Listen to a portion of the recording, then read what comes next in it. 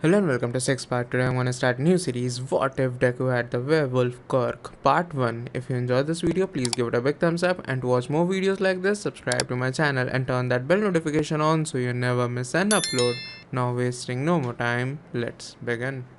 Izuku Midoriya couldn't sleep even though it was 9 o'clock at night and his final year of middle school would begin the following day with the start of the fall semester. He was in his room throwing a lacrosse ball into the air and catching it while enjoying some music. He considered how tomorrow would unfold as he reclined on his bed. It was going to be a day of pointless checkups and mini-exams to see what was remembered, or, more likely, what was forgotten, because it was the first day of classes again. Even worse, he would have to deal with avoiding Bakugo and his constant harassment. Izuku sighed. All he had to do was make it through another semester of Bakugo's unrelenting fear. Then he wouldn't have to deal with that when he went to a regular high school. Lacrosse practice after school was the only bright spot. This year was his final attempt to be captain of the junior division lacrosse team in his neighborhood. Izuku attempted to reach out with his right arm, but it was difficult, and he only succeeded in hitting with his hand, sending the lacrosse ball flying into the wall. Izuku had to rush over and grab the frame before it fell after the lacrosse ball bounced off the wall and almost knocked a picture off the wall. Izuku heard something creaking outside as he exhaled a sigh of relief. Izuku heard the same creaking sound when he stopped the music. His mother worked the night shift as a nurse at the nearby hospital, so she shouldn't have been at home. The question of who was breaking into the house remained since she shouldn't be home until 6. Izuku slipped out into the hallway after kicking the lacrosse ball beneath this bed. Izuku reached down and picked up the baseball bat that was resting against a small table with a vase flower on it as he got closer to the stairs. When she first started working the night shift, Inko purchased it for home defense because she wanted Izuku to have a weapon for self-defense. Izuku cautiously descended the stairs and peered into the living room. When he saw no one, he went out the front door and surveyed the porch. It was only a half moon, but it was bright enough to eliminate the need for street lamps. No one was in sight as he glanced up and down the street. He heard the creak of the roof above him as he approached the porch railing. When he lifted his bat in preparation for an attack, someone abruptly swung down in front of him.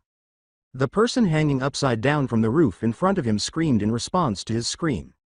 Izuku retreated before realizing who was dangling in front of him. Izuku lowered the bat and remarked, "Kei, what the hell are you doing here? I almost attacked you with my bat." Izuku was holding a bat when Kei paused and asked, "Why do you have a bat? You don't play baseball? You weren't answering your phone, so I came over to see what was wrong." Izuku took his inhaler out of his jacket pocket and remarked, "I thought you were a predator trying to break in." In addition to his quirkiness, he suffered from asthma. In an attempt to lower his heart rate, he inhaled. "A preda, really you think so lowly of me? No offense buddy, but you understand better than most what kind of world we live in, so what is a bat going to do? Alright, just forget about that. Look, I know it's late, but you gotta hear this. I saw my dad leave 20 minutes ago after dispatch called in. They're bringing every officer in the Musafatu department," Kei said, as he waited to fall to his knees. "For what? There wasn't any villain attack on the news," Izuku responded. Kei smiled, despite the fact that his face was beginning to turn beet red from all the blood rushing to it. Two joggers called it in a 10 to 54D. You know what that means. Izuku stopped to consider the various police radio codes that Kei had unnecessarily committed to memory. "Knowin' what did you dad say about using your police scanner?" was the only one he could recall, along with a 10 to 29D potential hazard and a 10 to 58DS potential villain. "He said that it's government work and I shouldn't be listening. But come on, 10 to 54D means a body, and get this, when my dad got the call he tore out of the driveway like it was World War III, Kei continued. With a hint of curiosity in his voice, Izuku remarked, "Really a dead body? There hadn't been a serial killer in the area for a while." Organized crime was not the only thing that All Might had stopped. Kei swung a playful fist at Izuku and remarked, "No, a body of water. Yes, you idiot, a dead body. It was right off one of the hiking trails." "What's so special about that, and can you get down from there? I can see blood rushing to your head," Izuku responded. Kei grinned before vanishing behind the roof and leaping to the ground. Leaning against the railing, he climbed onto the porch after picking himself up. "Come on, a dead body found in the middle of the woods. Doesn't the sound be a little weird?" Kei smiled and leapt over the railing. Izuku sighed, "By dumped in the forest, you mean murdered?" Kei only had one friend because, well, he was Kei, and Izuku only had one friend because he was quirkless. Kei brushed his pants off and remarked, "Nobody knows yet. Just that it was a girl, probably in her 20s. Hold on, if they found the body, then what are they looking for now? Izuku responded. Kei started to nod as he leapt back over the railing and sprinted to his bike. That's the cool part, they only found half of the body. The other half is still out there somewhere in the woods. Oh yeah, we're going. Izuku hurried to his bike and slid the bat through his jacket without thinking. He ran after Kei, who continued to run until they reached a park just outside the forest. Kei guided Izuku to the hiking trails after they parked their bike at the pavilion. Are we really doing this? School starts tomorrow and with lacrosse practice afterwards, I would really like to get a good night's sleep, Izuku responded. Kei turned on his flashlight and pointed it at Izuku. You asked that after you biked all the way here? He asked, laughing and joyfully punching Izuku in the arm. Come on, is that all you care about? Good grades in lacrosse?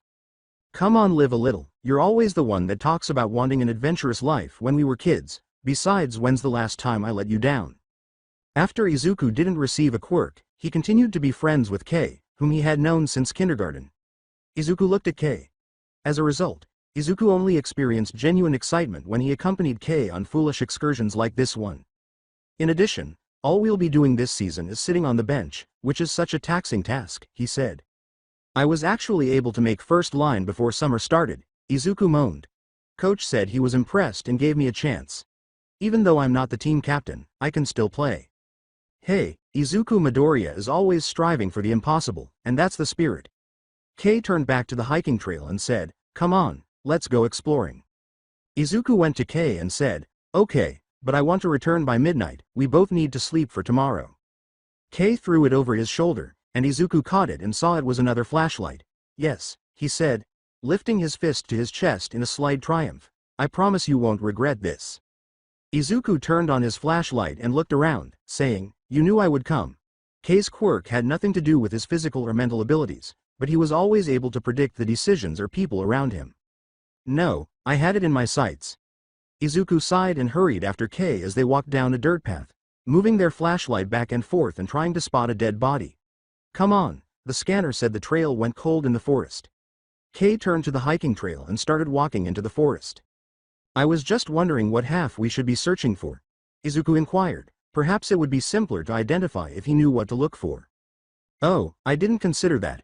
According to the half the police discovered, she was 20 years old, of average height, and of average build. Kei remarked as he leapt over an above-ground route and fell down a small hill. Izuku leapt over the route and looked up to see that Kei had vanished. And what if whoever killed her is still running around in these woods? Izuku asked, Kei, where did you go? Kei was suddenly directly in front of him, illuminating Izuku's eye with his flashlight. I didn't think about that either, Kei remarked. Will you stop illuminating my eyes with that light? It's reassuring to know that you have everything planned out, Izuku remarked, taking Kei's hand and removing the light from his eyes. With your customary focus on details. Izuku noticed and followed Kei as he started to abruptly climb the hill, saying, I know, my mind can work such wonders. When he reached the top, Kei leapt to the ground and switched off his flashlight, and Izuku did the same. Izuku heard dogs barking and noticed another flashlight. What will we do if we run into your father? Izuku asked. Kei abruptly got up and started running, nearly tripping over a fallen branch as he said, same plan for the killer. You run in one direction and I run in the opposite direction and bad luck to whoever is caught. Come on. Izuku took a puff from his inhaler and said, wait, Kei. He then stood up and followed Kai, saying, wait up, Kei. As he followed Kai, he saw that Kei was trying to get behind the police line. Kei halted behind a tree and turned to face Izuku, saying, come on. Kei then proceeded around the tree and encountered a K9 unit, saying, oh wait. Kei then staggered back and hit the ground. With his flashlight shining directly into Kei's eyes, an officer shouted, hold it right there. Izuku retreated a short distance and concealed himself behind his own tree. An Izuku voice called out, hang on.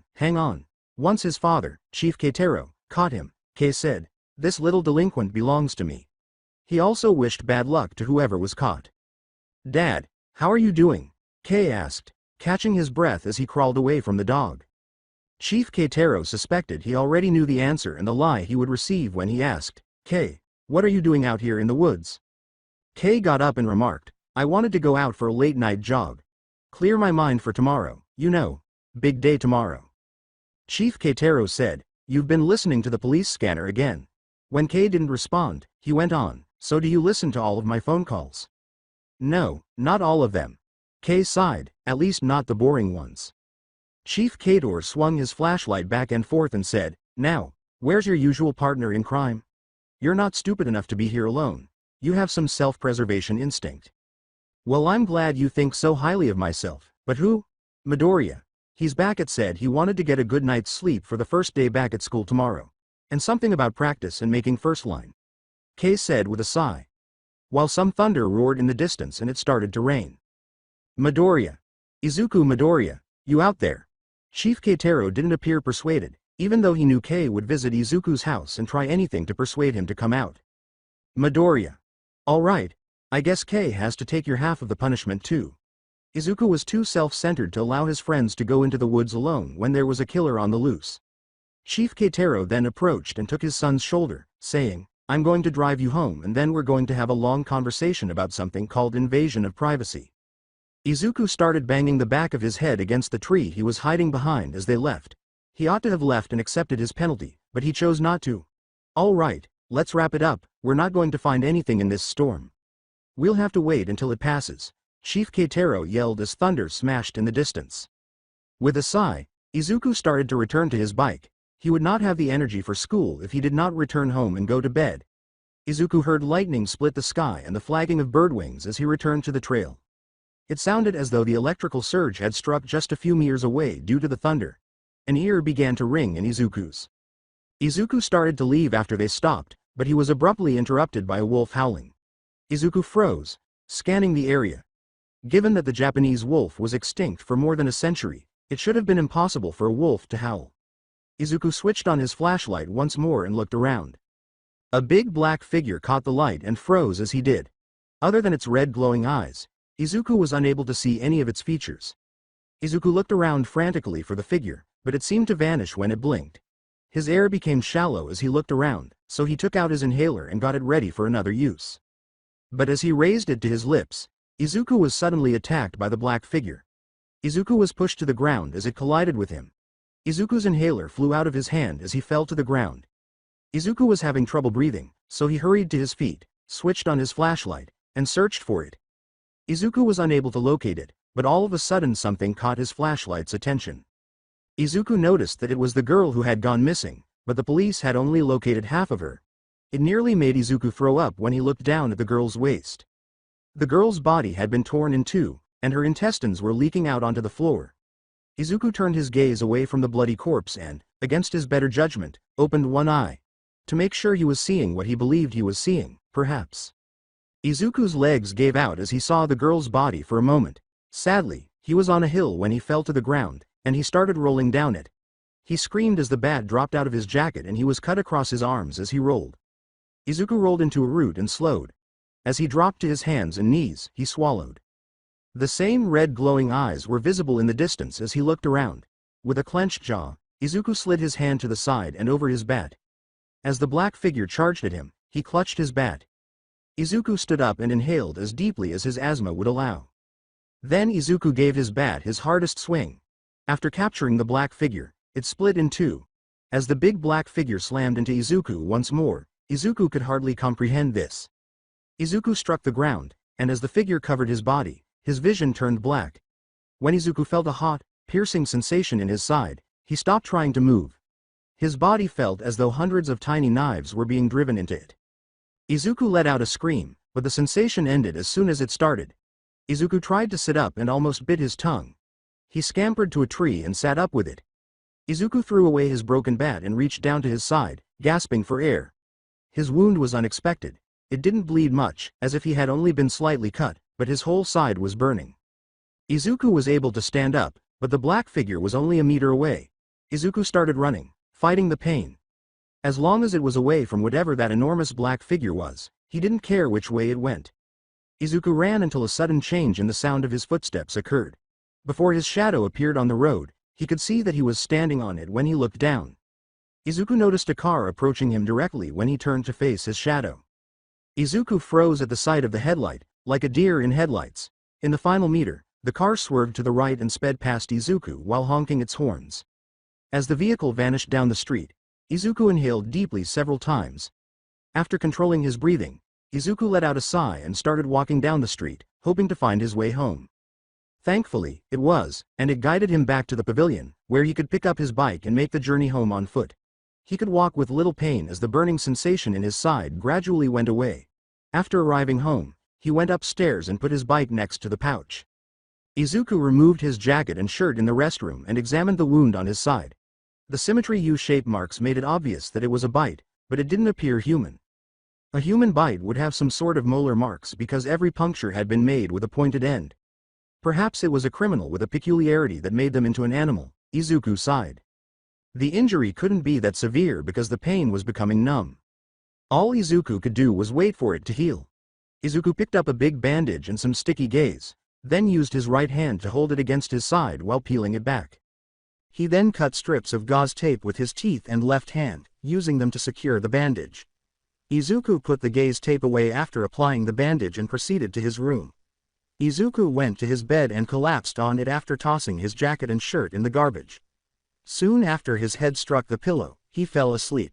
Izuku's side injury served as a reminder that last night wasn't a dream when he woke up the following morning. Izuku went into the bathroom to replace the bandage without considering whether his mother was still awake. He had a clear view of the injury as he changed the bandage.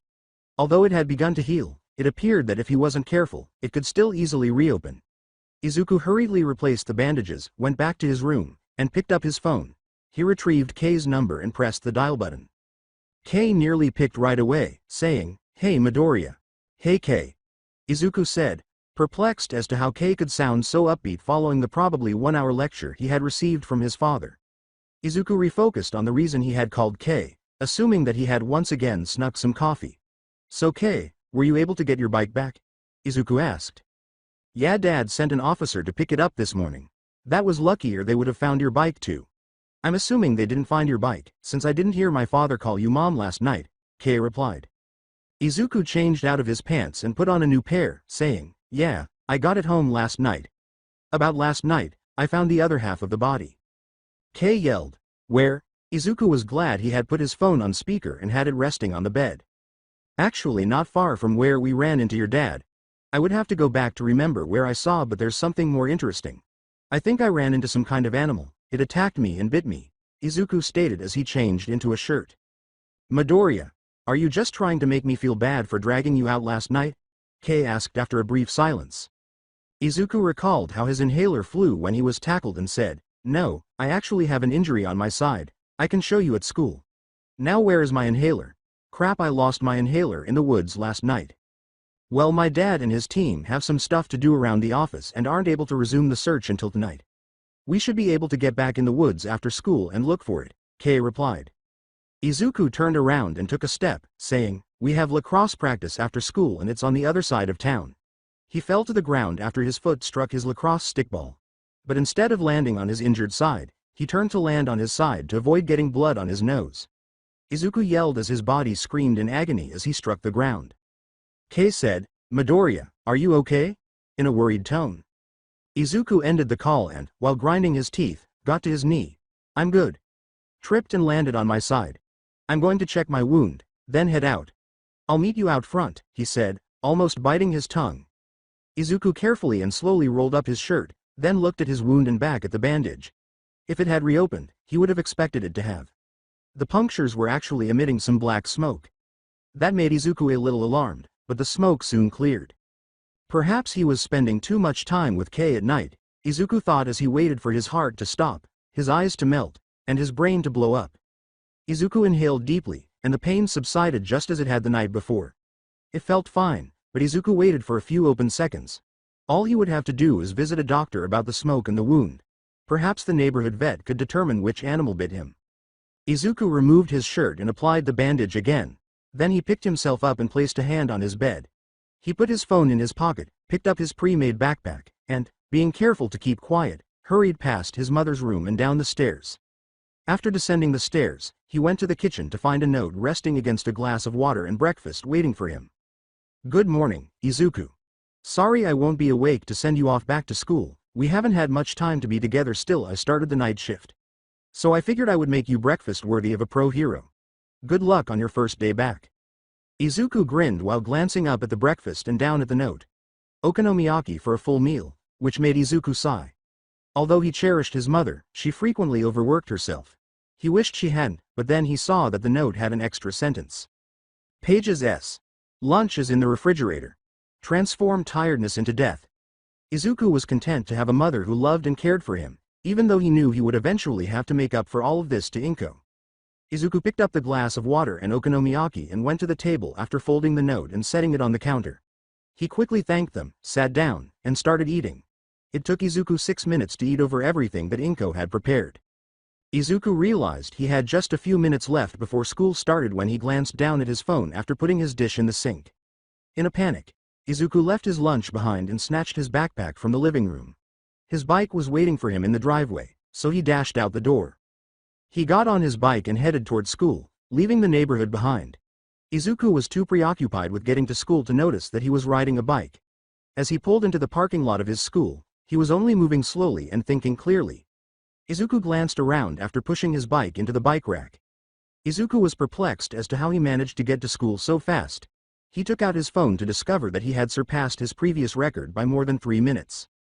Izuku had exercised during the summer, working out at home and going for more evening jogs. However, he had only gained some additional leg strength and endurance. He hadn't done enough to become that much stronger. Izuku put that out of his mind and bent down to lock his bike. A backpack struck the back of his head as he twisted the channel locks. Izuku knew who it was without even looking up. When Katsuki Bakugo carried his backpack and made his way to the main building of Aldera Middle School, he laughed and said, "Ha Deku, guess your quirk finally came in and it makes you unnoticeable, almost to the point of invisibility." Bakugo must have interpreted Izuku's standing as a threat because he turned around and lit off from explosions in his hand. Izuku swerved away from Bakugo in order to secure his bike. Izuku then confronted Kei directly. Izuku had to back off because Kei lacked personal space. "Hey, you said you would show your bite at school." As he completed locking the bike, Izuku remarked, "I meant like during lunch. Class is about to start and I'd rather not be late on my first day. Come on, just show me. This might be one of the coolest things to happen to either of us, so it's going to be a while until it's my turn." Kei was beaming with delight. Izuku lifted his shirt and pushed back a small portion of the bandage after saying, "Fine." After examining the bite, Kei grinned and asked, "What do you think it was?" Reapplying the bandage and letting his shirt drop, Izuku remarked, "A wolf of some kind. I hid a howl before it attacked me." "That isn't feasible. No one in Mustafa has a wolf quirk, and the Japanese wolf went extinct more than a century ago," Kei remarked. "You understand how and why?" Izuku uttered those words, then recalled Kei's peculiarity. "Forget the how. I looked through the city's quirk files." Kei grinned and remarked, "No mention of a wolf quirk. The closest was a coyote, but they're way too small to make that kind of bite." "What about the rest of Japan, if only Mustafa's files?" As he and Kei started to make their way to the front door, Izuku remarked, "It might be a villain from a nearby city. I might need to have a look. During practice, I can accomplish that," Kei remarked. Izuku pushed the front door open and made his way to the first period, saying, "Just don't get caught." "How is your inhaler doing? Will it last you the entire day?" Kei inquired before they parted ways.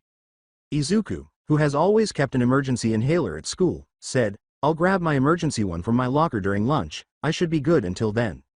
Sitting in the passenger side of her mother's car, Momo Yaoyorozu drank the last of her tea before turning to face the front door of Aldera Middle School. She hadn't slept well the night before because they had arrived in town late and her body was still recovering from the near crash she and her father had experienced. "Why did we have to move here?" Momo asked, turning to face her mother. She would admit that sometimes a house that size felt empty, but it was large enough that she could easily hide from her parents when she needed to be alone with her thoughts. "I like our old house." She had been upset when she first learned that her family would be moving out of their lovely 10,000 square foot home into a modest 4,000 square foot house. "Your father was informed about a strange animal attack that was taking place nearby." Masako Yaoyorozu, Momo's mother, put the car in park and turned to face her daughter. "For the time being, we ask that you try to enjoy your time here. Most likely, it's just a villain with a peculiar animal behavior." Momo sighed and refused to get out of the car, saying, "Dad says our jobs as hunters became much harder when Quirk appeared." "Yes, that is a common belief among the group, but it also explains why we put in the amount of effort that we do. It is our responsibility to shield people from the supernatural, just as heroes shield people from evildoers." Speaking of heroes, Masako pointed out the window and the hill behind Aldera Middle School, saying, "Our new house gives us a nice view of Ua High School." Momo smiled and asked why her mother had pointed out Ua High School, whose main building was perched on a hilltop overlooking the city, and which had a holy glow from the sun reflecting off its polished exterior. Momo followed her mother's finger and her eyes flew upon it.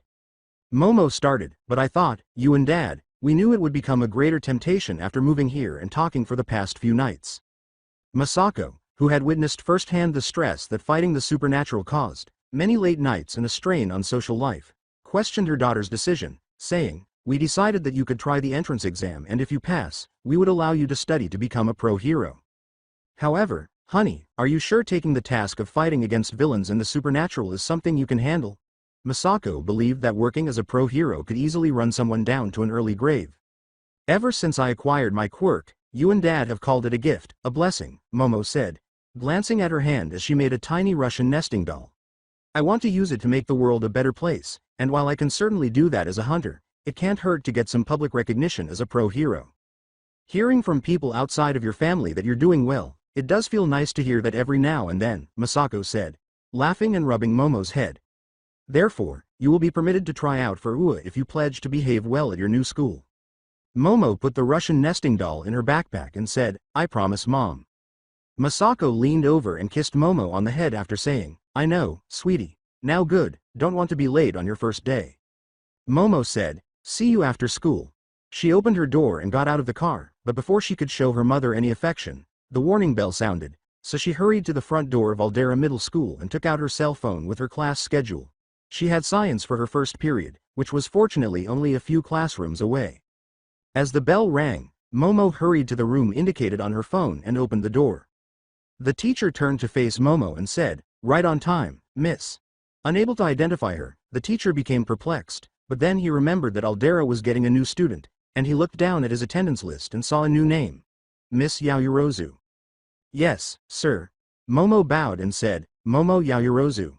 The teacher said, "Why don't you introduce yourselves to the class?"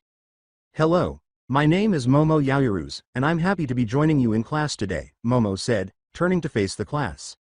When the teacher noticed that the seat he was referring to was next to Izuku Midoriya, he paused and said, "Well, we have an open seat we can have you work in a trio for today."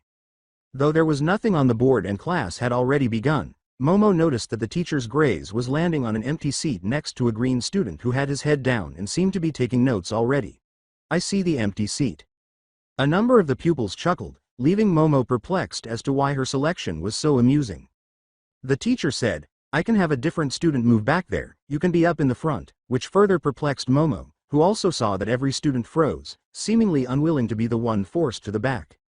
"Working in the back is fine with me," Momo said, "no one else has to move." The teacher resigned and let Momo go to the back, seemingly accepting everything and even seeming a little sad for her. Momo noticed that most of the students were staring at her as she made her way to her seat, and that some of them were looking back at the green-haired student and then back at her with hate in their eyes. Had she been paired with the popular guy that all the girls wanted to date and all the boys wanted to be? He didn't seem to be paying much attention, so was he really smart, or did he have a very strong quirk? When the teacher started reading the attendance sheet, each student responded with a variation of, "Here." However, when he reached the name of Izuku Midoriya, no one responded. Momo saw the teacher glancing at the student next to her and realized that the green-haired, silent student next to her was Izuku Midoriya. Momo sat down, took off her backpack, took out her notebook, and put her backpack under the table. Momo said, "Hello Midoriya, I'm Momo Yaoyorozu." Her parents had agreed that if she behaved well, she could try out for UA, and making new friends would make that easier. Izuku didn't say anything, though, and he just kept writing in his notebook. Momo knew she shouldn't, but she watched him and noticed that he wasn't writing science notes or anything in a notebook. Instead, it looked like a journal of some sort, and he seemed to be working on a stretch.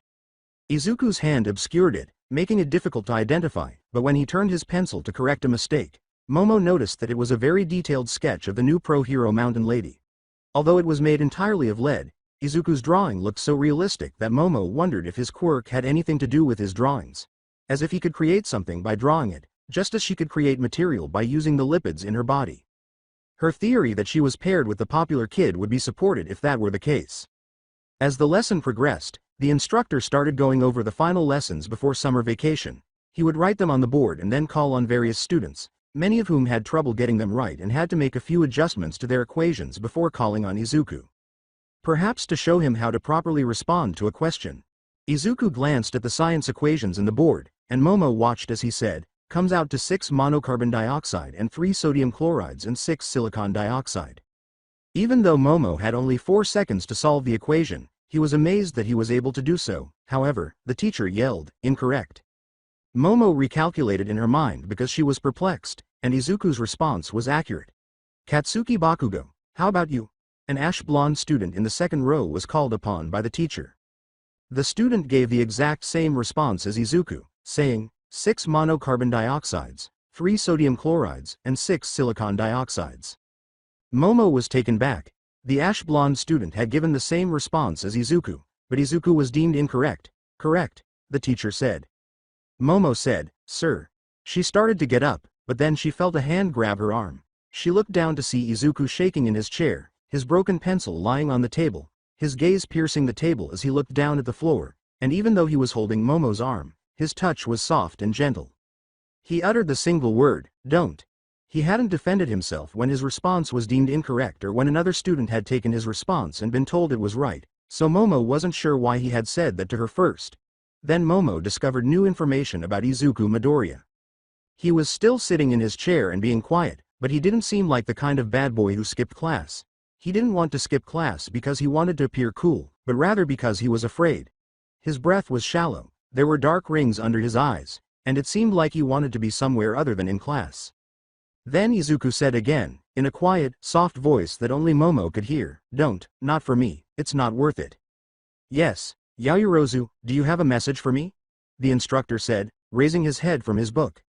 Momo took a breath and said, never mind sir, I didn't mean to interrupt class. She glanced at the teacher and then back down at Izuku, who had let her go and was looking at his journal even more intently. Understood, just don't let it happen again. When Momo sat down again, he noticed that Izuku had returned to his sketch of Mount Lady after grabbing his broken pencil.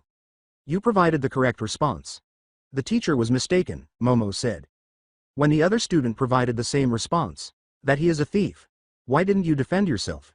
When Momo saw how miserable Izuku now appeared, she whispered, why did you stop me from helping? Izuku took a few moments to respond, and when he did, he merely said, I know. The teacher had attempted to place the new girl in a trio, not to make Izuku feel bad, but to spare the girl from the shame of sitting next to him, but she was so naive that she chose to sit next to him. Izuku tried to divert his attention by working on his Hero Analysis Journal number 15 sketch of Mount Lady, but the teacher simply had to call him. He had hoped to give a wrong answer so Momo wouldn't suspect anything, but his mouth didn't follow his mind and he gave the right answer as soon as he solved the equation. It didn't help that the teacher called on Bakugo right away, and he gave the same answer. He knew before he even looked up at the board that no matter what he gave, even if it was right, it would be called incorrect. When she called out to the teacher, Izuku's breath became shallow, and he could feel his asthma kicking in from the stress. Izuku couldn't believe his luck, but that was for the best because it would divert Momo's attention from her impending question. If Momo asked too many questions, Izuku's secret would be revealed, and Momo would be ridiculed for standing up for a strange loser. Izuku needs to stop her now because that won't stop her from asking that question later. He used his last remaining strength, shattering his pencil in the process, to grab Momo's arm. She saw and Izuku could feel her staring down at him. Don't. Momo was staring at him, wondering what he was doing, and Izuku flinched because he was used to being verbally scolded when people stared at him, but he had to stop her, saying in a quiet, soft voice, don't, not for me, it's not worth it. Yes, Yaoyorozu, do you have a message for me? The instructor said, raising his head from his book. After letting Momo go and waiting for everything to be revealed, Izuku heard Momo take a breath and say, never mind sir, I didn't mean to interrupt class. Izuku could feel his throat closing and his heart pounding inside his chest. Understood, just don't let it happen again. Momo had to say, you gave the right answer, the teacher was wrong, after Izuku felt his body relax and was able to take a deep breath as she said down. When the other student provided the same response, that he is a thief. Why didn't you defend yourself? When Momo saw how miserable Izuku now appeared, she whispered, why did you stop me from helping? Despite his desire to curl up, Izuku forced himself to respond to at least her first question, but all he could manage to say was, I know. Fortunately, Momo kept quiet and avoided talking to Izuku for the remainder of the class, for which Izuku was grateful, even though he was under a lot of stress and had trouble breathing. However, he didn't want to make Momo feel bad about sitting next to him, so he tried to control his breathing as much as he could. Mount Lady was looking up at him with her bright eyes and her hands high above her head waving. He could have easily asked the teacher to go to his locker, but the same social anxiety that made him want to do so was also keeping him in his seat, unable to move and only able to focus half on his broken pencil that had rolled into the middle of his hero analysis for the future journal and half on the lesson the teacher was giving him. Momo glanced at him, but then the teacher called her name, and Izuku's attention was drawn to his drawing of Mount Lady when he heard a sharp noise that sounded like a phone ringing, and then abruptly the line was picked up. Izuku flinched and pushed his chair away from the table, as if he was about to stand. The principal's voice said, "Good morning, Mr. Yaoyorozu." Although the principal's office was on the opposite side of the building, it sounded as though he was standing directly next to Izuku's. Izuku heard static and could make out a few words, safe and sound. The principal paused a little at the end, and Izuku could hear his heart rate rise. "Yes, your wife dropped your daughter out a few minutes before class started. Science is her first period and it's filled with our brightest students. You'll be in town tonight, then I'll look forward to meeting with you tomorrow morning." When the bell rang, Izuku felt a sharp pain in his ear. He glanced at the wall clock and realized that the first period was already over, so he hurriedly gathered his belongings and went to his locker to get his inhaler. Izuku was the first person out of the room, keeping his head down as he passed his science teacher and went to the front. His breath caught in his throat as he was walking, so he accelerated to his locker, ran the final few steps, turned the locker, and threw the door open. Izuku grabbed his inhaler, shook it, then held it up to his lip, pressing down to push the air stuck in his throat out of the way so he could take a deep breath. The voices of all the students and teachers at Aldera Middle School re-entered Izuku's ears as he was letting his body relax, and one of them piqued his curiosity. "I apologize that you had to sit with him in the back," the science teacher's voice said. "The principal wanted you to have the best experience here." When Momo saw the teacher halting himself in the middle of a sentence, she put her pencil in her backpack and stood there, saying, "It's quite all right. I'm usually in the back since my last name is at the end of the alphabet." As his heart rate rose, the teacher remarked, "It's nice that you see it that way, but I'll rearrange the student to have you not by the boy." "Is there a problem with him?" As she started to head for the door to her next class, Momo remarked, "He didn't seem like much of a troublemaker." No, he's one of the less popular kids and new students are associated with those they sit next to," the instructor falsely claimed. Momo said, "Well, I don't mind, I thought he was a kind person." She opened the door, turned to face the teacher, and asked, "Is that why you said his answer to the equation on the board was wrong?" I looked out into the hallway and saw students walking through them. I took a breath and closed the door. "Pardon me, miss. I'm not sure what you're talking about," the teacher asks, feigning ignorance. "The solution to one of the equations you had on the board for review was 6 monocarbon dioxides, 3 sodium chlorides, and 6 silicon dioxides. Midoriya provided that response when you called on him, but you informed him that he was mistaken." "You must be," the instructor said. Momo said, "Then you called on a different student and he gave the same answer, but he was told he was correct." She'd always had a mature body, and her male classmates always believed they could fool her into letting them have a feel or something else inappropriate, so she knew what it was like to be stereotyped, even though she didn't know why she was defending a boy she had just met an hour before. Even though this was different, mental manipulation was still used. "He must have sounded wrong to you." The teacher leaned across his table and said, 7 monocarbon dioxides. Momo knew Izuku had said 6 monocarbon dioxides because she trusted her memory. "Miss Yaoyorozu, believe me when I say Izuku Midoriya is a student you don't want to be associated with. He may act away, but he, in all views, is a troublemaker," the instructor responded.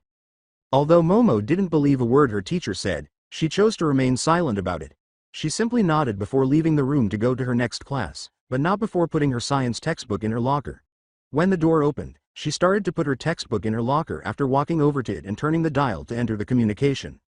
From behind her locker door, a proud voice said, "So I heard that you're from Aichi." Momo shut the door to her locker and confronted the ash-blonde child who had overheard her talk with the teacher. Katsuki Bakugo, if her memory serves her well. But instead of letting her disgust show, she said, "Yes, that right." Bikugo leaned against the locker beside her and remarked, "Well, then the question is what brings a hot girl like you all the way here to Musafatu? Surely it can't be the town or the people, you should have stayed in Aichi." "Actually, it's my dad's work. He's an arms dealer that helps get firearms to local law enforcement." Momo could tell Bakugo was trying to flirt and failing miserably. That usually scared off the boys, especially the ones who were more interested in her body. However, Momo could see it in Bakugo's eyes, and that remark only piqued his curiosity. Bakugo smiled and said, "Then how about you come over to the party on Friday? The local team is coming over after scrimmage." Scrimmage? Momo inquired, not knowing anything about sports. Lacrosse is the local sport. My team has won the state championship the last 2 years. We actually have practice after school if you want to see how the next #1 hero fights, Bakugo stated. Momo felt the need to roll her eyes because Bakugo was so conceited. Fridays are usually family night, but I'll see if I have time. Momo turned and left after managing to stop herself. How is it the new girl has been here for only a period of time and she's alright being invited to practice and to the party on Friday? We're a part of the team and only just heard about the party, Kei and Izuku said, observing from their lockers. Have you ever known Kachan to not be confident in himself? Yaoyorozu is beautiful and Kachan is just letting everyone know she's off the market. Izuku responded by using his inhaler. Come on, we have the rest of the day to get through. After shutting his locker, Izuku left for second period. Other than Kei, nobody spoke to him during the remainder of the day. He never saw Momo again, ate lunch alone, and wasn't called upon in class. Izuku gathered all of his supplies and went to his bike when the last school bell rang. Because of a pen that was still protruding from the tire, he discovered that it had a flat tire. Izuku let out a sigh, took out the pen, and rode his bike to the field 2 blocks away. Since he was among the first to arrive, he changed in the restrooms after removing his uniform and padding. Coach showed up and was retrieving the supplies from his trunk by the time he had changed. Izuku walked over to the car and called out, "Hey Coach." Coach Yudo said, "Hey Midoriya." He taught economics at Aldera Middle School in addition to coaching the neighborhood lacrosse team. He treated all of the students in a similar manner, but he was the only one who truly recognized Izuku and treated him fairly. He never showed preference and pretended to be less for his students. Izuku asked, "Anything I can help with?" in an attempt to distract himself from the day. Coach Yudo produced a goalie stick and threw it to Izuku, saying, "Yeah, you can put these on." After examining them, Izuku became upset because he wanted to play midfield, because he had tried out for that job. "I thought I had made the first line, why am I the goalie? That's not my position," Izuku inquired. Coach Yudo said, "You do today, got to let some shot through, first day thing. Get him energized, all fired up." He was carrying a bag of lacrosse balls to the benches. "Sir, what about me?" Izuku asked, taking another look at the gloves. Coach Yudo advised, "Try not to take any to the face." Sighing, Izuku made his way to the benches to put on his lacrosse shoes. Kei came over and took a seat beside him. Kei, who wasn't wearing knee pads or the proper shoes, said, "Midoriya, if you play, then who am I going to have to sit next to? You aren't going to do that to your best friend, right?"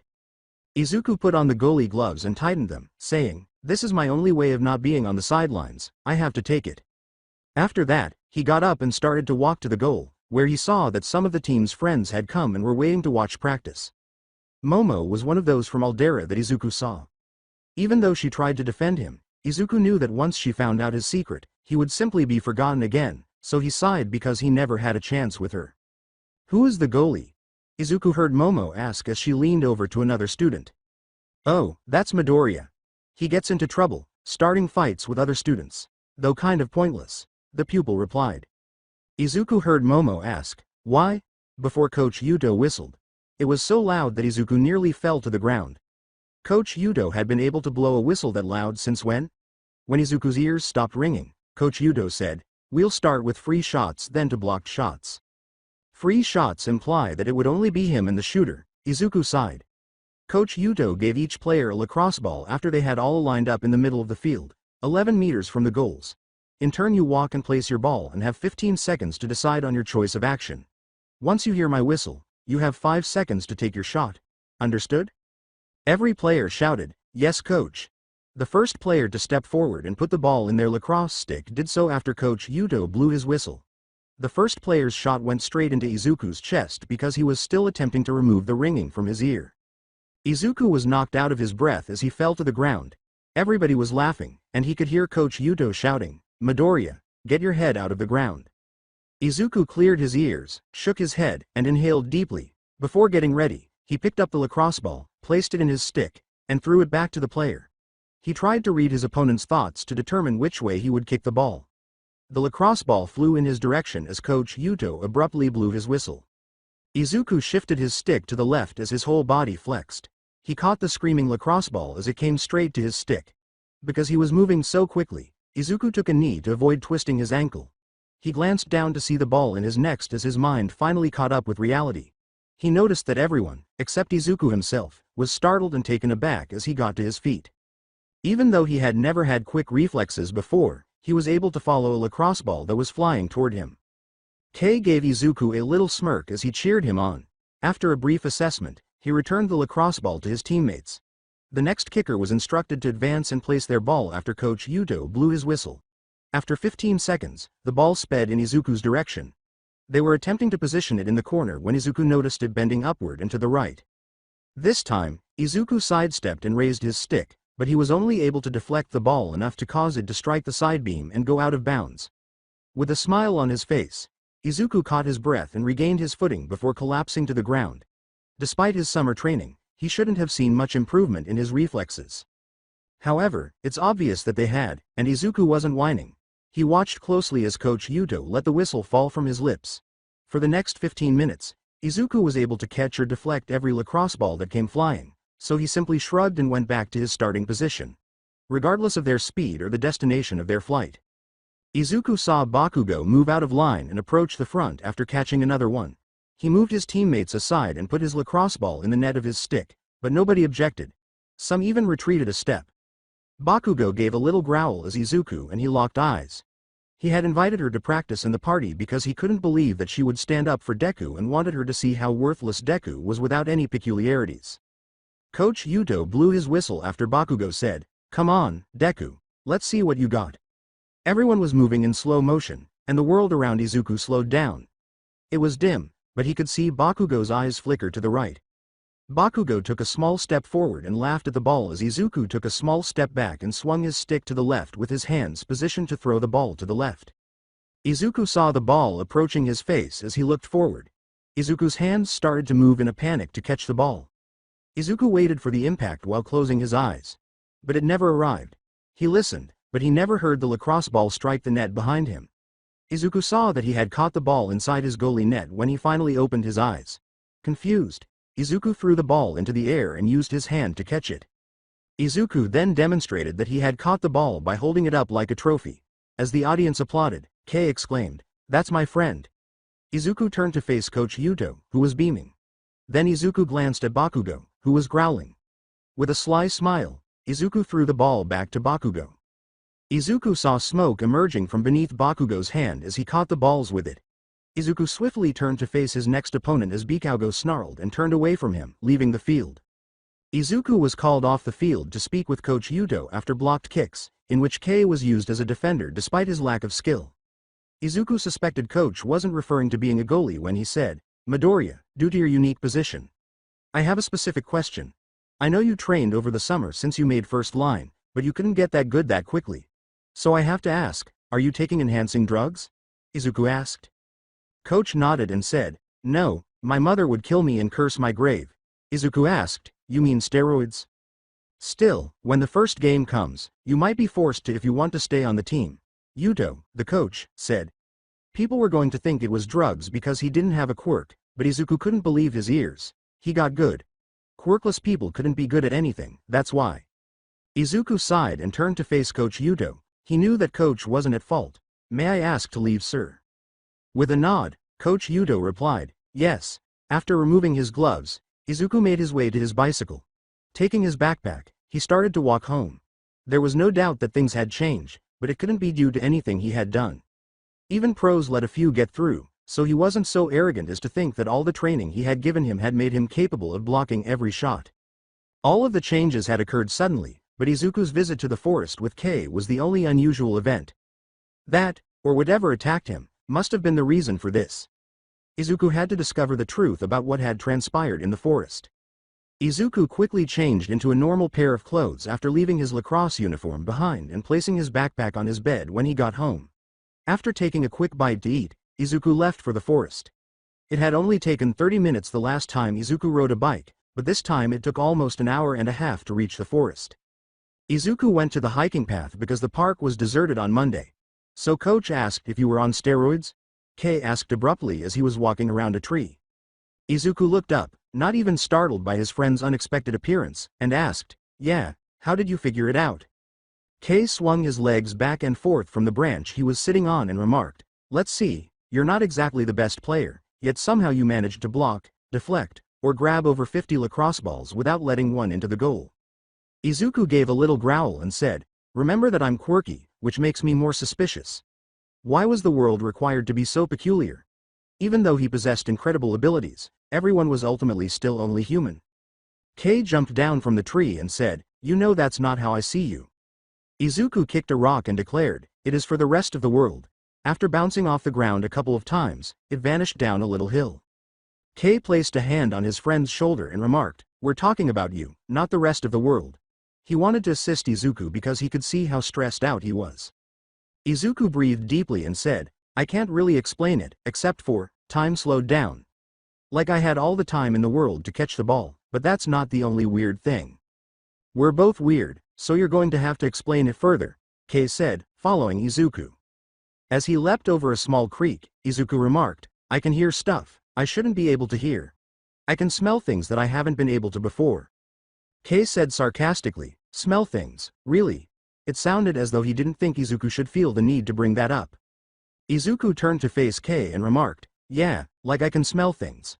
Like that mint gum in your pocket." He had already smelled the gum before he saw Kei. "Oh cool, I thought I had lost this one."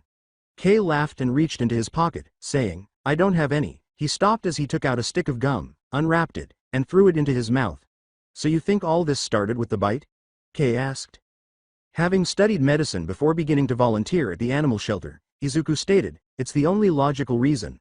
I can't suddenly gain a quirk at this age, it's unheard of, and if I didn't have it, my body won't be adjusted to it.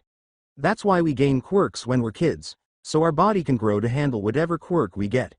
So what if it's like an infection? My body is producing a lot of adrenaline before my body goes into shock." As he stuffed the wrapper into his pocket, Kei remarked, "You know what, I think you might actually be right. In fact, I've eventually heard something like this before. It's a specific kind of infection." "Really?" inquired Izuku. "Yeah, it was called lycanthropy," Kei said, his face looking foolish but his tone very serious. With a growing concern for his health, Izuku said, "What's that? It sounds bad." Kei, trying not to laugh at how stupid Izuku could be at times, said in a serious tone, "Oh yeah, it's the worst. The case studies of it weren't pretty, but luckily it only happens once a month." Izuku said, "Once a month, that still doesn't sound good." He started to search for his inhaler. His anxiety was increasing, and he didn't want to have an asthma attack in the middle of the woods. Kei uttered a little wolf howl and replied, "Yeah, on the night of the full moon." Kei began to laugh. "You're a jerk, you know that, right?" Izuku pushed Kei away after pausing to consider what he had just said. "I know it's a gift and a curse. Besides, you're the one who heard a wolf howling," Kei replied. "I said I thought I heard a wolf howling, and there could be something seriously wrong with me," Izuku replied. With an animal growl, Kei exclaimed, "I know, you're a werewolf." Izuku stated, "The supernatural doesn't exist." Of all Kei's wild ideas, this one most likely stood out. There was a limit to how insane a world could get, even though peculiarities did exist. "I'm obviously kidding, but quirks do. Come on, think about it. Quirks have been around for a long time. What do you think are the chances of one appearing that could turn people into werewolves?" Kei replied. "Then I'm sure it would be written something in history, and until I read it, the supernatural simply does not exist," Izuku replied. "Okay, but if you see me in science class trying to melting all the silver I can find, don't blame me," Kei replied. Izuku was perplexed by that since Kei wasn't a particularly cautious person and didn't often plan ahead. "Why?" Kei explained, "Because Friday is a full moon." Izuku halted abruptly. He glanced around, realizing that he had returned here by instinct. But he hadn't given the dead girl a thought all day, so he wasn't even considering it. This is where it was. "What?" Kei asked, surveying the area before lowering himself to peer at the floor. "Nothing is here." When Izuku knelt down and shifted some leaves, his broken bat was exposed. The other half of the girl. "This is where I was attacked, then found the girl. I dropped my inhaler and found the body when I was looking for it." A step back, Kei slapped his leg and said, "Maybe the killer moved the body." Izuku picked up his broken bat and remarked, "Well, if he did, he better have left my inhaler, Those things are really expensive. He stepped back again and said, "Hey Midoriya." "What?" Izuku asked, standing up and facing Kei. Kei motioned for Izuku to turn around. Izuku turned to see a man approaching them in all black who looked to be in his early 20s. The man said, "What are you doing here?"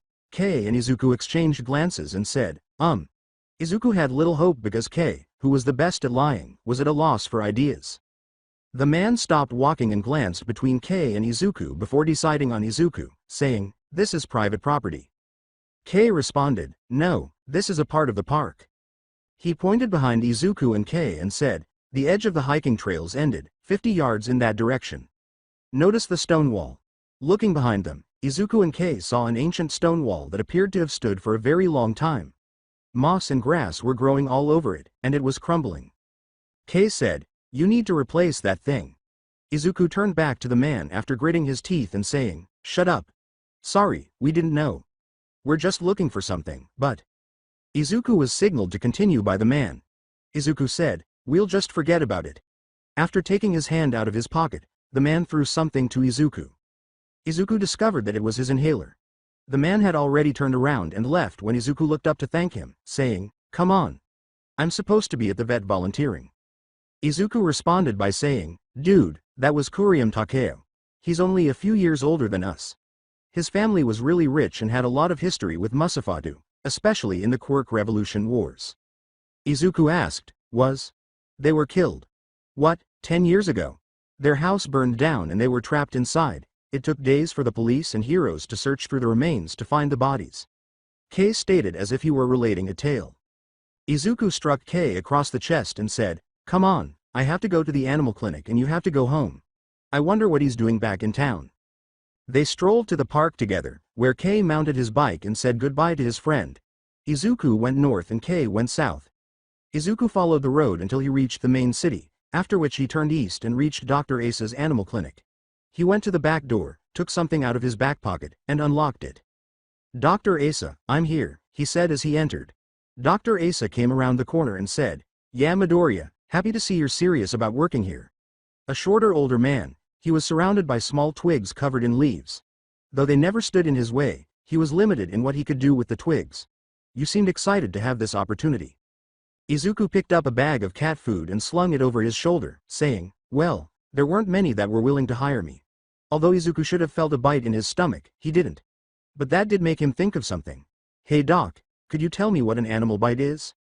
Walking past Izuku to replace a medicine bottle in a locker drawer, Dr. Asa asked, "Is this for a school paper of some kind?" As he placed the cat food next to every bowl that was used to feed the cats, Izuku remarked, Not exactly, it's more personal in nature." After locking the drawer, Dr. Asa said, "All right, let's look at the picture." Feeling up his shirt, Izuku remarked, "It's not exactly a photo." Dr. Asa rushed over as soon as he saw the bandage. Dr. Asa held a hand near Izuku's side without touching it and asked, "You were attacked? When?" He waved his hand as though the bandage might attack him. Izuku started to remove the bandage after saying, "Yesterday evening. I haven't felt that much pain, even during lacrosse practice. It's weird, but after I was bitten, I heard a wolf howl, but there haven't been wolves in Japan for some time." "Well, I'll see if I can identify the animal by the bite mark," said Dr. Asa. Izuku nodded and withdrew the bandage, but this side's injury was absent. Although the skin appeared somewhat raw, there was no scarring or indication that the injury had ever occurred. "Well, all I see is my assistant's side. I swear, I was attacked by some kind of large animal," Izuku said after pausing for a moment before removing the remaining bandage and letting his shirt fall. Mumbling something Izuku couldn't understand, Dr. Asa moved aside and said, "Well, it could have been a recalled dream that you see so clearly that you think of it being a memory." Izuku, still trying to come to terms with the fact that he no longer needed the bandage, balled it up and said, "No, it wasn't a dream. I even showed it to my friend Kei." "Well, you don't have a regeneration quirk, so that's out of the question too. And besides those theories, there is nothing else to explain your mysterious injury," Dr. Asa said as he sat down on his face briefly displayed a look of dread. He smiled while expressing this feeling of dread, saying, "For tonight, I'm going to leave a checklist of stuff to do before locking up. Think you can handle it?" Izuku continued to try to ignore his disappearing wound and failure, saying, "It's only my second day." He didn't know anyone with a regeneration quirk, and he didn't have one himself. How, then, had his side healed so fast? As he rose from his stool to make the list, Dr. Asa remarked, and you learned a lot on your first day. I'm sure you'll be fine. Mainly it is making sure the animals are fed and the locks are secure. Shouldn't be too hard for you, you're a quick learner, Midoriya. Izuku approached Dr. Asa and asked, are you sure, Doc? Seeing the stress on Izuku's face, Dr. Asa joked, the worst you can do is burn the place down. Maybe then I'll have an excuse to finally retire. You'll be fine. Izuku did not trust Dr. Asa's self-assurance. Everything on that list is what you would normally do if you owned a pet, but there's some more complex and dangerous stuff that I'll handle before heading out, said Dr. Asa after writing the list and giving it to Izuku. Izuku saw the truth in Dr. Asa's words as he glanced down at the list. The list was full of things that seemed normal to do, even though he had never owned a pet. Since there was nobody in the front lobby right now, it seemed like the ideal time to sweep and vacuum it first on the list. Cleaning the front lobby was Izuku's next task. When he was finished, Dr. Asa yelled that he was going to leave. After acknowledging him, Izuku started working on the remaining items on the list. Feeding the cats and dogs came last on the list. Just like the previous night, a storm rolled in as Izuku started to feed the dogs, but it was still far away. Izuku started feeding the cats after hurriedly feeding the dogs. But as soon as Izuku entered to feed the cats, they started to loudly cry and hiss. Izuku had not yet arrived at the clinic, so he assumed it was the storm, but then the cat's cries suddenly went right through Izuku's ear. He had to leave in order to think because a terrible headache had rapidly taken over his mind. The cats started to settle down as he shut the door behind him. When he heard a worried knock on the front door, he considered going back inside to feed them. As he hurried to the front, he noticed Momo Yaoyorozu standing there. Her eyes were as watery as her hair, which was damp and stuck to her face. Izuku approached the door and pulled it open. Momo spoke before he could say anything. It happened so quickly. I was switching the song on my headphones when I hit it. Izuku said, what exactly did you hit? As she started to cry. Momo sputtered, a dog, before taking a quick breath. After placing a comforting hand on Momo's shoulder, Izuku asked, can you tell me where it is, so I can call animal control? Momo led Izuku to the street corner and said, it's right down the street on the corner. Izuku nodded, saying that it was close and that he could manage it. As they got closer to a dog on the ground, it raised its head and attempted to bite Momo, but Momo jumped back and let out a little cry. It's all right. Izuku observed that the primary emotion in the dog's eyes was fear. It's just scared, he said. Momo took another step back and said, that makes two of us. Izuku squatted down to eye level with the dog and said, let's see if I have any better luck. The dog looked like it was about to bark, but then it lowered its head and started to whimper. Izuku grinned and reached forward to scratch the dog's head, saying, see, they need to know that they can trust us and that we trust them. Izuku picked up the dog and carried it back to the clinic. After bringing the dog to the back and setting it on a metal table, he examined it for injuries and said, she just has a broken leg, as he heard Momo enter. Since I've witnessed the doctor perform them previously, I can do it myself and then give her a pain reliever for the time being. No collar, I'll check around tomorrow and give the owner a call when I'm done. When Momo nodded, Izu took a piece of gauze and walked back to the dog, setting the bone as best he could before wrapping the gauze around the dog's legs until it was completely wrapped and the dog appeared to relax. Izuku then turned to face Momo and saw her wet clothes, and he said, we have some extra uniform shirts, trying not to notice how her shirt hugged her curves. Momo bit her fingernail and then stopped, saying, no, I don't want to bother you any further. Izuku walked over to a floor-to-ceiling cabinet and took out a maroon shirt, saying, it's no problem. He tossed the shirt to Momo and said, you can change in one of the empty rooms. When Izuku returned to the dog, Momo grabbed the shirt and said, thank you. She went to get change, and the dog raised its head, glanced at the door Momo had just left, then turned back to Izuku and licked his face. Izuku said, oh shut up. He then gave the dog the painkiller he had taken from the cabinet and declared, I'm not going to look. Momo came back a short while later, brushing her hair, and Izuku wondered where she had gotten the comb. Momo was glad to have a dry shirt on, but she said, thank you, but you really didn't have to do that. Izuku said, scratching the dog's head, it's no problem. Momo sat on a stool and remarked, it's just that I feel like an idiot. Izuku said, it's okay, it was an accident. He recalled how, in the past, he had practically administered first aid to himself in order to conceal his burns. Those instances weren't accidents, but this one was. Perhaps because I freaked out like a complete girl, but I'm not sure. As she brushed her hair, Momo remarked, I'm training to be a pro hero, but I can't handle accidentally running into a dog. Izuku, who had to control his nerves to keep from freaking out, sat down across from Momo and said, "Well, you are a girl, so I think you're allowed to. You're training to be a pro hero." "Well, I don't want to be like my dad, and I thought I could be a pro hero because of my quirk. But perhaps not, given the way I simply behaved like a girly girl," Momo remarked. "Yes, everyone experiences bad days. It was your first day at a new school, and you recently moved," Izuku remarked. Momo said, "How did you?" before realizing she was speaking to Midoriya. Before he said anything embarrassing, Izuku blushed at the thought that a girl as gorgeous as Momo would remember her name, in the flesh. "It's a small world, I suppose." Momo rubbed her arm to warm up and said, "I saw you at practice. I don't know lacrosse, but you handled yourself pretty well. How could a boy who seemed as sweet as Izuku be labeled a troublemaker?" "Well, I spent the summer training. Coach wanted to see how I would perform, even though it was my first time playing goalie. So you said you wanted to be a pro hero. You must have an amazing quirk," Izuku said, returning to massaging the dog's head. "It's nice to have," Momo said, beaming slightly. "At first, I had trouble keeping it under control." "Is that difficult? I mean, control it?" said Izuku. "Control might not be the best word to describe me. I'm not superhuman." As she started to scratch the dog's head as well, Momo heard her heart rate slightly decrease and her shoulder relax. "Perhaps it would be better to use or understand." "How?" Izuku inquired, enjoying observing new peculiarities and their potential applications. Momo was shocked when Izuku abruptly took out a notebook and started writing, saying, "Well, I can transform the lipids in my body into inorganic materials and create an object, but to do so I need to know the atom structure of the object." After a moment of observation, Momo realized the notebook was the same one Izuku had been drawing in at school and asked, "What are you writing?"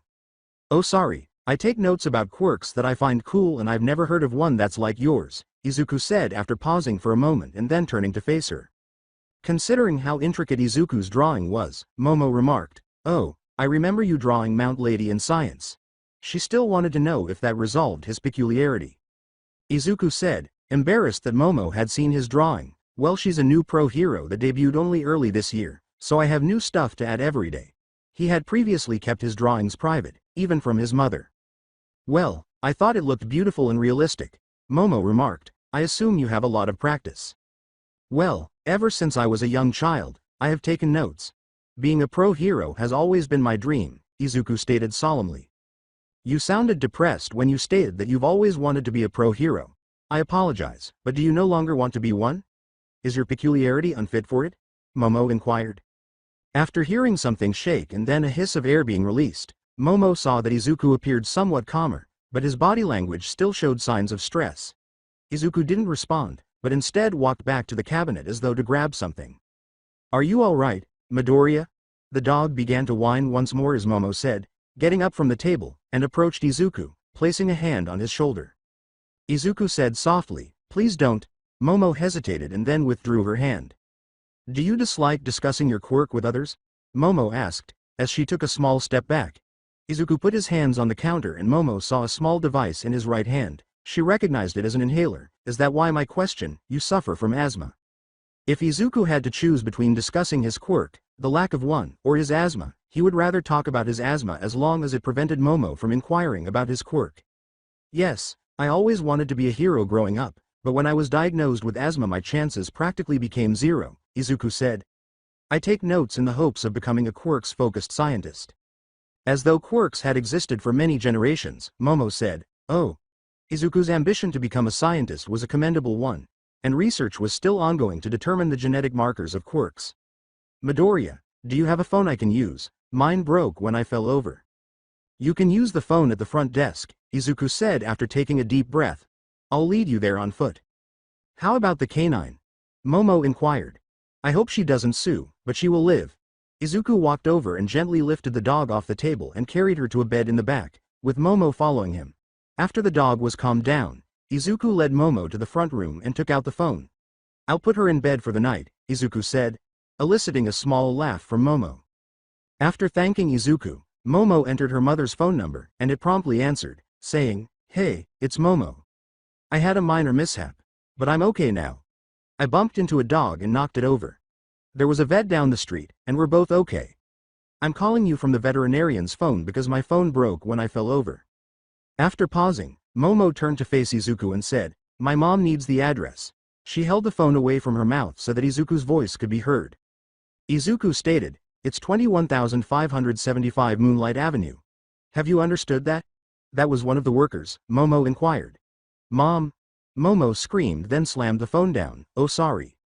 "It's all right," Izuku remarked. "I can guess what your mom said, since he had had a lot of conversations with his mother that ended that way." "My mom is coming to pick me up, she'll be here shortly," said Momo. Momo nodded and went out to the reception area, where he took a chair after Izuku nodded and said, "You can have a seat while you wait." Izuku sat down behind the desk and searched for something to do, but he had completed everything Dr. Asa had written down. At last, he looked up at Momo and said, "Yaoyorozu, I was wondering, is it really a family night on Friday?" "No," Momo said, lowering her head. Family night was a total lie. After taking a deep breath, Izuku said, "So, are you interested in joining me at the party?" Momo started to respond, but headlights filled the office and a small horn went off, so she jumped up and walked to the door, but as she started to open it, she stopped and turned around, saying, "I would Midoriya." Izuku was sweet and seemed like a really nice gentleman, completely different from the boys from her old school.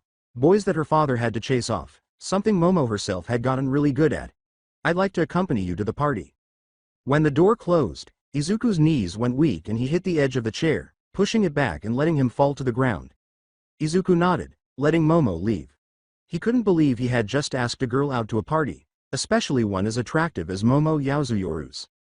After a moment of realization, Izuku sat on the floor for a little while longer before getting up and locking the front door because he had a long week ahead of him and needed to get some rest. He quickly checked all the windows and doors outside before leaving the parking lot and heading home. He showered coldly at home, changed into pajama shorts, and then hopped into bed, resting his head on his pillow and gazing up at the moon through his window, its light filling his room. This day hadn't gone as planned, but that wasn't a bad thing. He had lived his entire life without direction, but perhaps this final semester of middle school would change that. Izuku shook his head to clear his mind, deciding to deal with the matter when he crossed the bridge. Momo seemed interested in him, or she wouldn't have accepted his offer. Perhaps he could keep his peculiar secret a secret for a little while longer, but eventually she would find out. After closing his eyes to sleep and rolling onto his side, Izuku felt as though something was jabbing him in the ribs and his mattress had become wet and rigid. He immediately jumped up and looked around, realizing that he was no longer in his room, which had walls, but his current location did not. Even though it was foggy, Izuku could see trees everywhere. He shook his head, but his vision remained the same, and he was told that he wasn't dreaming, that he was in a forest, which he was. Izuku got up quickly, bracing himself on a fallen tree, and shivered a little as he stood on the cold, wet, leaf-covered ground, wondering how he got out. Izuku looked around again, passing a dark figure with his eyes, and then he saw it again, the same dark figure from the previous night, but this time it was on all fours and staring right at him. Izuku took a sacred breath, and then he took off in the opposite direction. Trees whipped past as Izuku ran for his life. He might not have accomplished much and might never truly get to, but his talk with Momo gave him hope that his life would improve. Izuku could hear the creature, or whatever it was, following him. Its feet and paws shook the ground as it ran. Izuku knew he couldn't slow down, or the creature would easily catch up to him, so he willed his legs to move faster, not realizing he was running faster than ever before.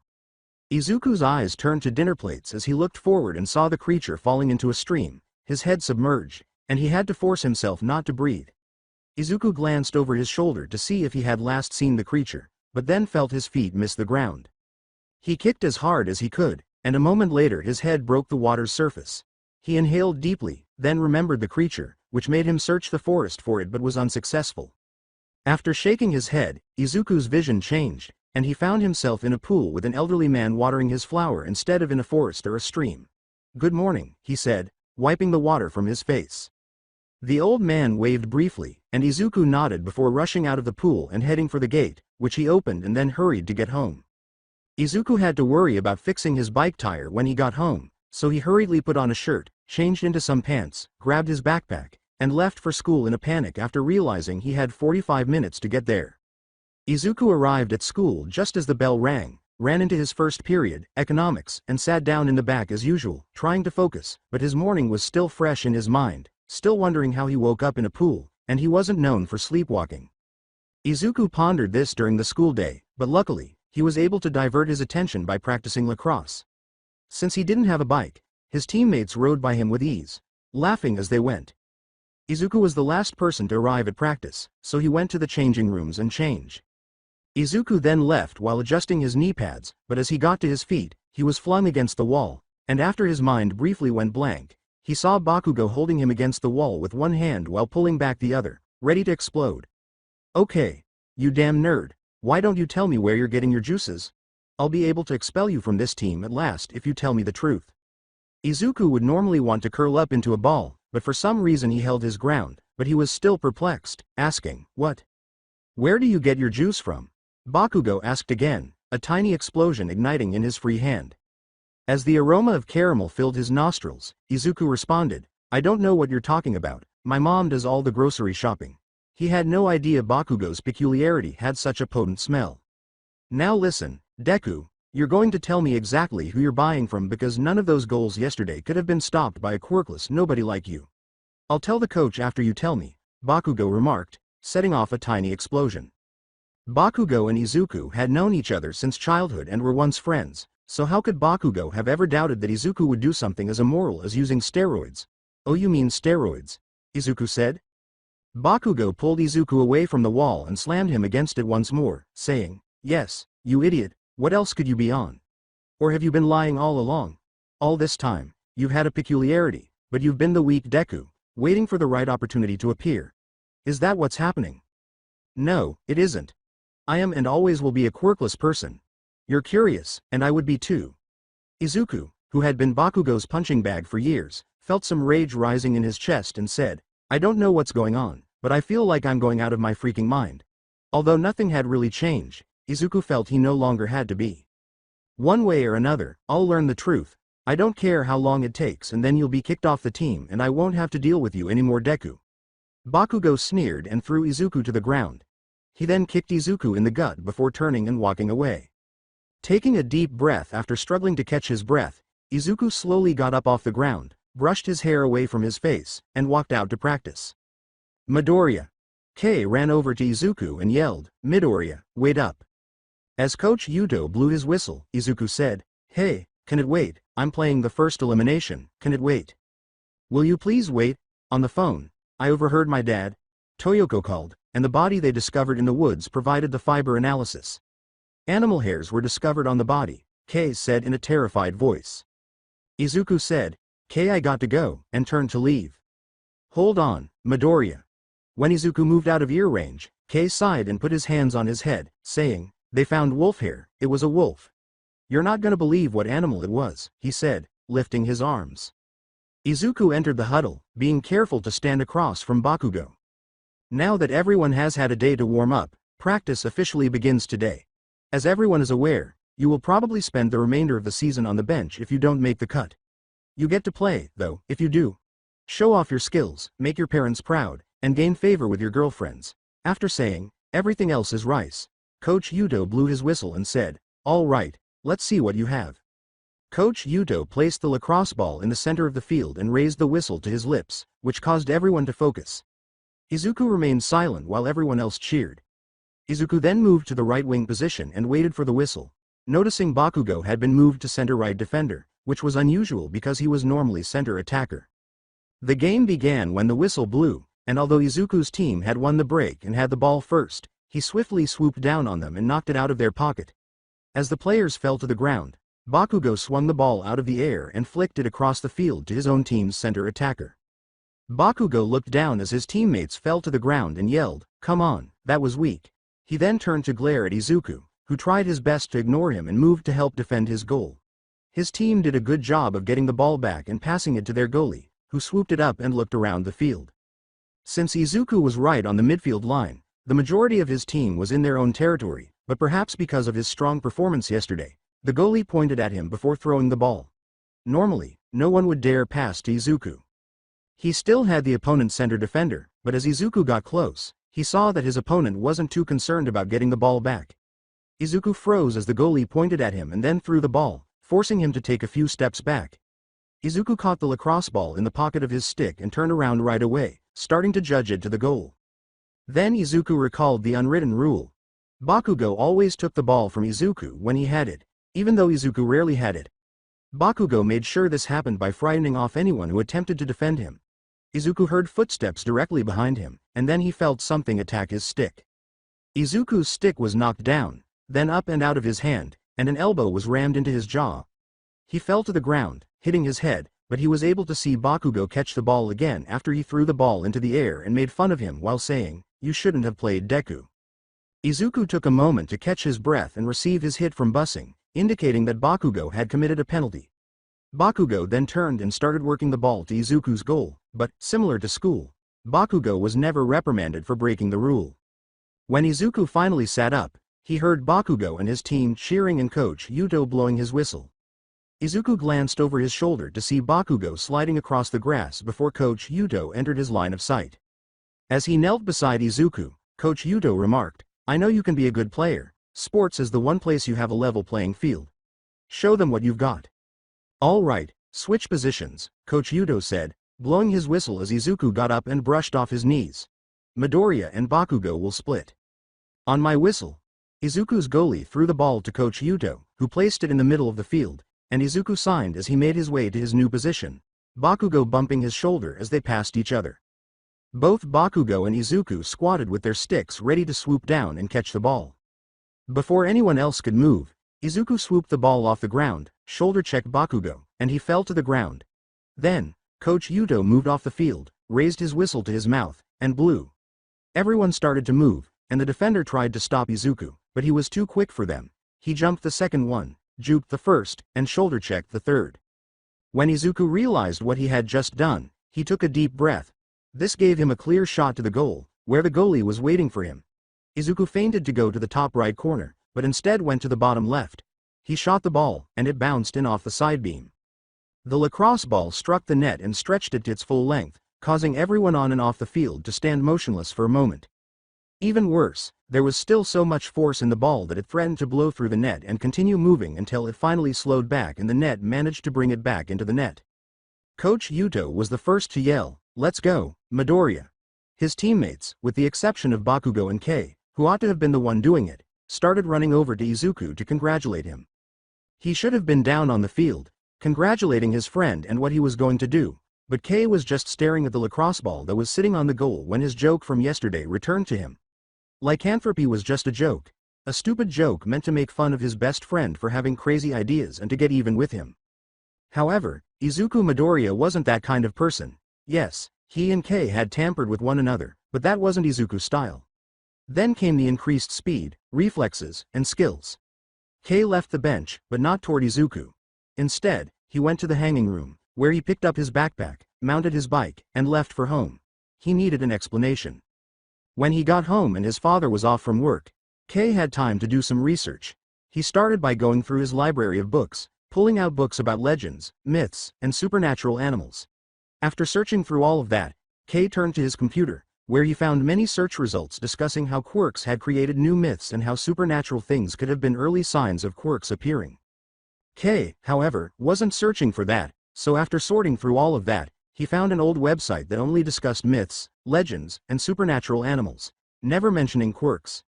Kei searched for werewolves and discovered the section about lycans. As soon as the page loaded, Kei started reading it. Lycans, also called werewolves, are a myth about supernatural wolves that dates back to the Epic of Gilgamesh in 1000 BC. But modern werewolves did not emerge until later, at the height of the Greek Empire. Greek historian Herodotus wrote about a tribe of men who covered themselves in winter with wolf fur and skin in 425 BC. At that time, the transformation was reframed to be more physical rather than a fashion statement. Ways of transformation was the first word Kei saw as he started to skim the page. The methods of becoming a lycan have evolved over time. They all come from different parts of the world, and only a select few are known to have their origins. Socrates first stated, "He who tastes of the bit of human entrails minced up with those of other victims is inevitably turning into a wolf." As Socrates puts it, this is believed to go along with the philosophical nature of ancient Greece. You think therefore you are. This means that people thought that if a man behaved like a wolf, he would eventually turn into one. A quote from Plato provides another explanation for the idea of lycan transformation. He relates the tale of King Lycaon, whose son killed their youngest brother in order to demonstrate Zeus's frailty.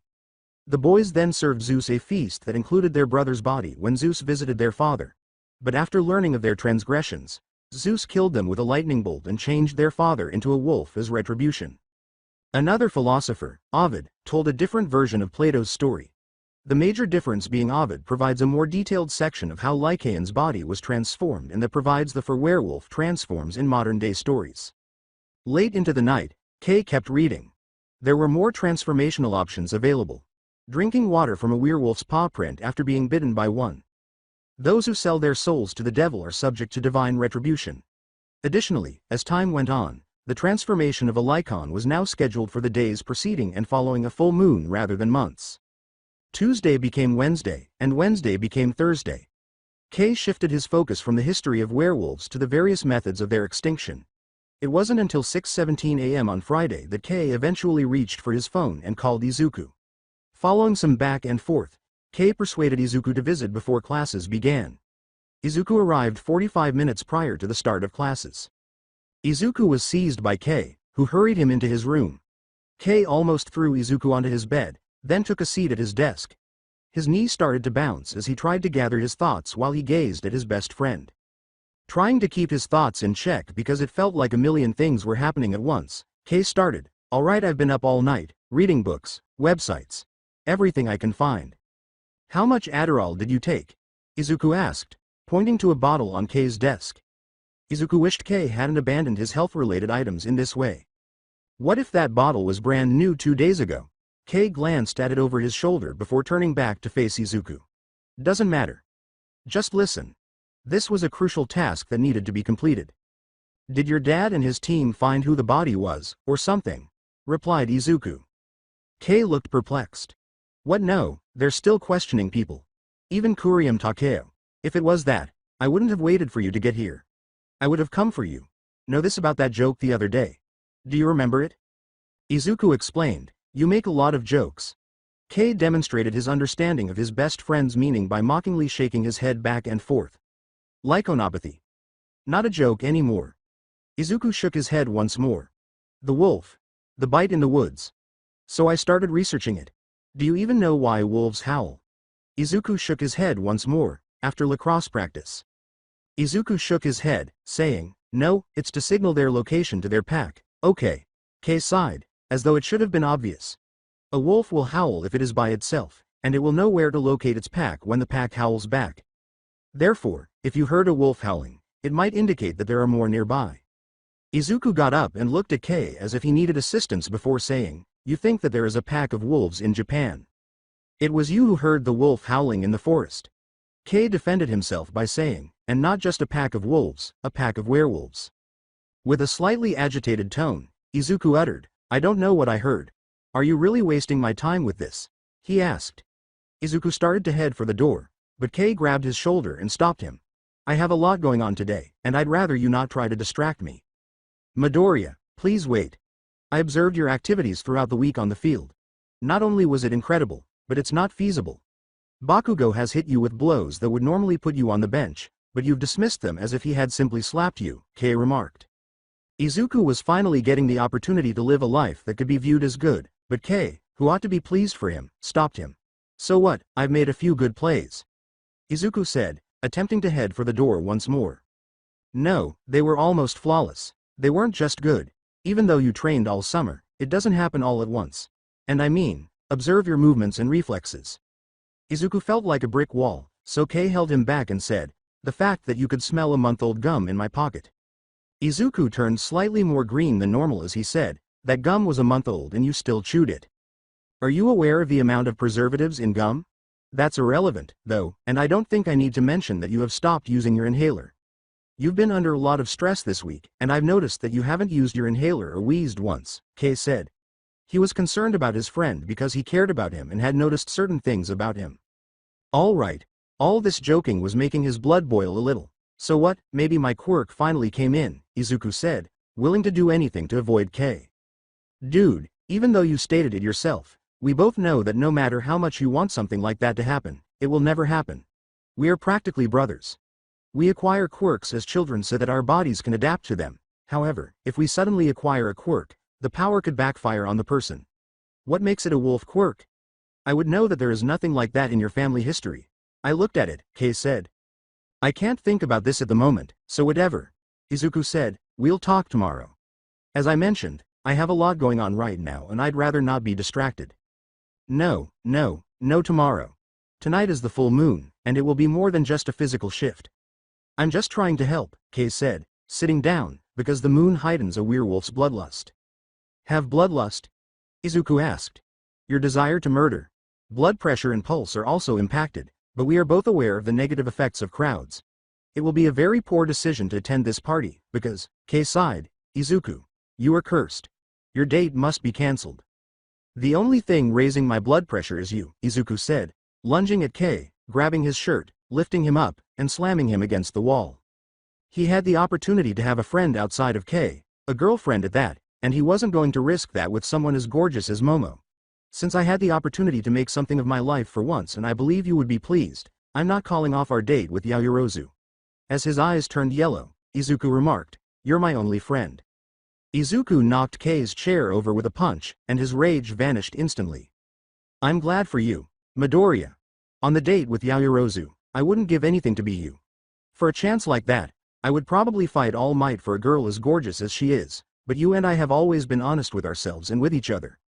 I therefore ask that you examine yourself throughout the day, and if for even a moment you begin to believe me, find the strength to call Yaoyorozu and pull out of that date, Kei said.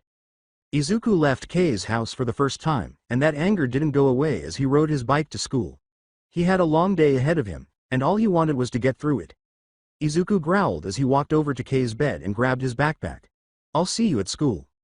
Izuku and Kei didn't talk to each other once, and Momo talked to Izuku whenever she could. School was very different from normal. They talked about how they would get to the party, and since Izuku's house was closer, Momo's dad would drop her off, and then they would walk over. Izuku kept his head down, focused on getting through the day without getting into a fight, and it seemed he was in the clear until the bell rang and Bakugo decided to let off steam. The day went well until last period, the one time Izuku spent with Bakugo when neither Momo nor Kei were in class. Hey Deku, you really need to stop doing this. I have no idea what you've been up to this week. And what's this? You think by writing about other people's quirks you'll get your own, Bakugo said, removing Izuku's notebook from his hands. Because it won't be long until the truth comes out, then you'll be kicked off the team. Izuku got up and attempted to retrieve his notebook, saying, hey, give that back. Bakugo turned the notebook to the open page and said, why don't we see what you've been daydreaming about now? By chance, Izuku had been working on Momo's page. Huh? Even though Ms. Aichi is well beyond your capabilities, you still believe you have a chance with her. As if they had heard the greatest joke in the world, Bakugo's thugs behind him joined in on his laughter. To them, Izuku was a big joke that never grew old and was always entertaining. Izuku tried to sound confident, but his voice was timid as he said, well, we're going to the lacrosse party tonight. I'd better not see you at that party tonight, or your ass is mine, and if you think you can bring Ms. Look at me, then I'll personally send your ass to hell. You're both layers, and you're not coming to my party, Bakugo said, growling and launching an explosion from his hand that burned the notebook. What? She said Fridays are family nights. Izuku remarked, the party is for the whole team, you don't, but Bakugo then detonated another bomb. Be lucky I find you unworthy of my quirk, or I will cream you right now. Bakugo said, closing the notebook and getting ready to throw it out the open window. I'll give you an example. Izuku knew this was because they were still in a classroom. You're just a worthless, quirkless, asthmatic Deku that will never be a pro hero. Your best bet is to jump off the roof and hope for a better quirk in your next life. Bakugo then threw the notebook in the direction of the open window, but Izuku's arm abruptly extended and grabbed it in midair. This took Bakugo and the two thugs behind him by surprise, especially when Izuku slowly lifted his chin and snarled. Bakugo quickly regained his composure and said, you think you're so tough? Izuku appeared to back off after he detonated a third explosion, saying, you'll never be a hero. Bakugo then turned around and left the room, his two goons trailing behind him. Izuku waited, staring down at his notebook, giving them a wide berth to vanish. He discovered some punctures in his notebook as he was going through it. Putting those aside, he put his notebook back in his backpack and started to move toward his bike. Only to discover that the tires were completely missing in addition to cutting. Izuku left his bike chained to the bike rake and started walking home because he didn't want to deal with that or carry it. Izuku took out his notebook and examined it to determine the extent of the damage as he made his way home. Fortunately, only a few pages were burned. The majority of the damage was to the cover. Sadly, Momo had lost most of that information because it had been opened to his page. However, he was able to write it down again because he had practically memorized it. Izuku rode his bike over an overpass, but he walked beneath it without paying attention. He heard footsteps coming from a manhole as he was walking. One pair sounded more like it was gliding than it was running, and the second pair, which was far behind the first, was thunderous. Izuku didn't notice the manhole cover blowing up into the air or a pile of green slime carrying out as both sounds rang in his skull. Ah, perfect, a skin suit. The green slime developed eyes that met Izuku's. I didn't know he was going to be in town. If I had, I would have never robbed that bank today.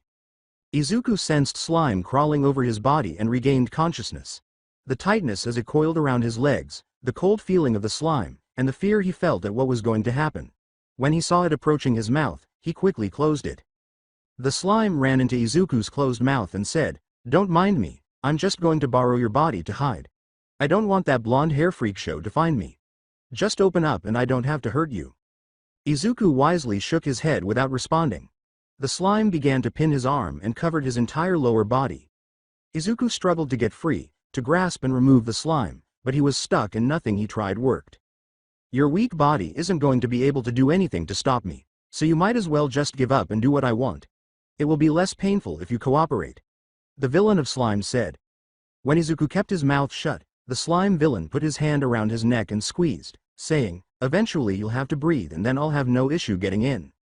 Izuku persisted in attempting to seize the villain's body even though he knew the villain was correct. The slime villain laughed and said, "I told you, you won't be able to get a grip." Izuku changed his strategy and ran toward the wall, trying to knock the slime villain off of him as his vision began to close in. Izuku slammed his own body against the wall after the slime villain shifted his body out of the way. Izuku's mouth opened as a result of the air being forced out of his lung. The slime villain said, "Ha ha, my way in," and began to push his way into Izuku's body. Slime began to seep into Izuku's mouth and down his throat, making it difficult for him to breathe. He attempted to bite the slime, grasp it, and even shut his mouth once more, but to no avail. The slime began to chill him, and the fear started to stab him. Izuku's heart rate swiftly increased to match his panic as his brain realized it wasn't receiving enough oxygen. Suddenly Izuku felt angry, rage rising in his chest, and his vision was nearly black. Izuku made an effort to relax because he believed that doing so would help him think more clearly, but his anger persisted until the slime in his throat abruptly stopped moving. When the slime villain looked down, he saw that Izuku's eyes were glowing yellow. "I told you it's pointless. You can't fight." Despite his best efforts, the slime villain was unable to get more of his body into Izuku's throat. Something seemed to be pressing up against him. When Izuku's anger reached a boiling point, slime started to move out of his body and backwards through his mouth and throat. Izuku gave an animalistic roar as he expelled the final bit of slime from his mouth. It was powerful enough to cause some cement dust to fall and to shake the overpass. When the slime villain looked up after being flung against the opposite wall, Izuku's eyes were glowing a brighter yellow, and he had fangs in his mouth. His nails turned slowly into claws as he squatted down and roared at the slime villain. The slime villain got up and yelled at Izuku, believing that he was powerless to stop him. Izuku cut the slime villain's body in pieces by swiping his claws forward, proving the villain was mistaken. Izuku roared in triumph, but the manhole cover blew off the ground once more. Izuku recognized the voice and the catchphrase, "Have no fear, citizens." When a massive figure emerged from the manhole, his yellow claws and fangs vanished. "Why? Because I am here." As he attempted to reassemble himself and flee, the slime villain yelled, "No!" All Might pulled out his fist. Texas smash. The slime villain was blown to pieces by the wind created by All Might's punch as it smashed forward. As All Might surveyed the damage, he was taken aback to see a small boy standing amid the chaos, but he appeared to be unharmed. Was it he who roared like an animal, guiding All Might in the right direction? The slime villain was attempting to rebuild himself when All Might's attention was brought back to him. With quick thinking, All Might snatched up 2 soda bottles and stored the majority of the villain's body in them. The boy stirred as if he were regaining consciousness as All Might slipped the bottles into his pocket.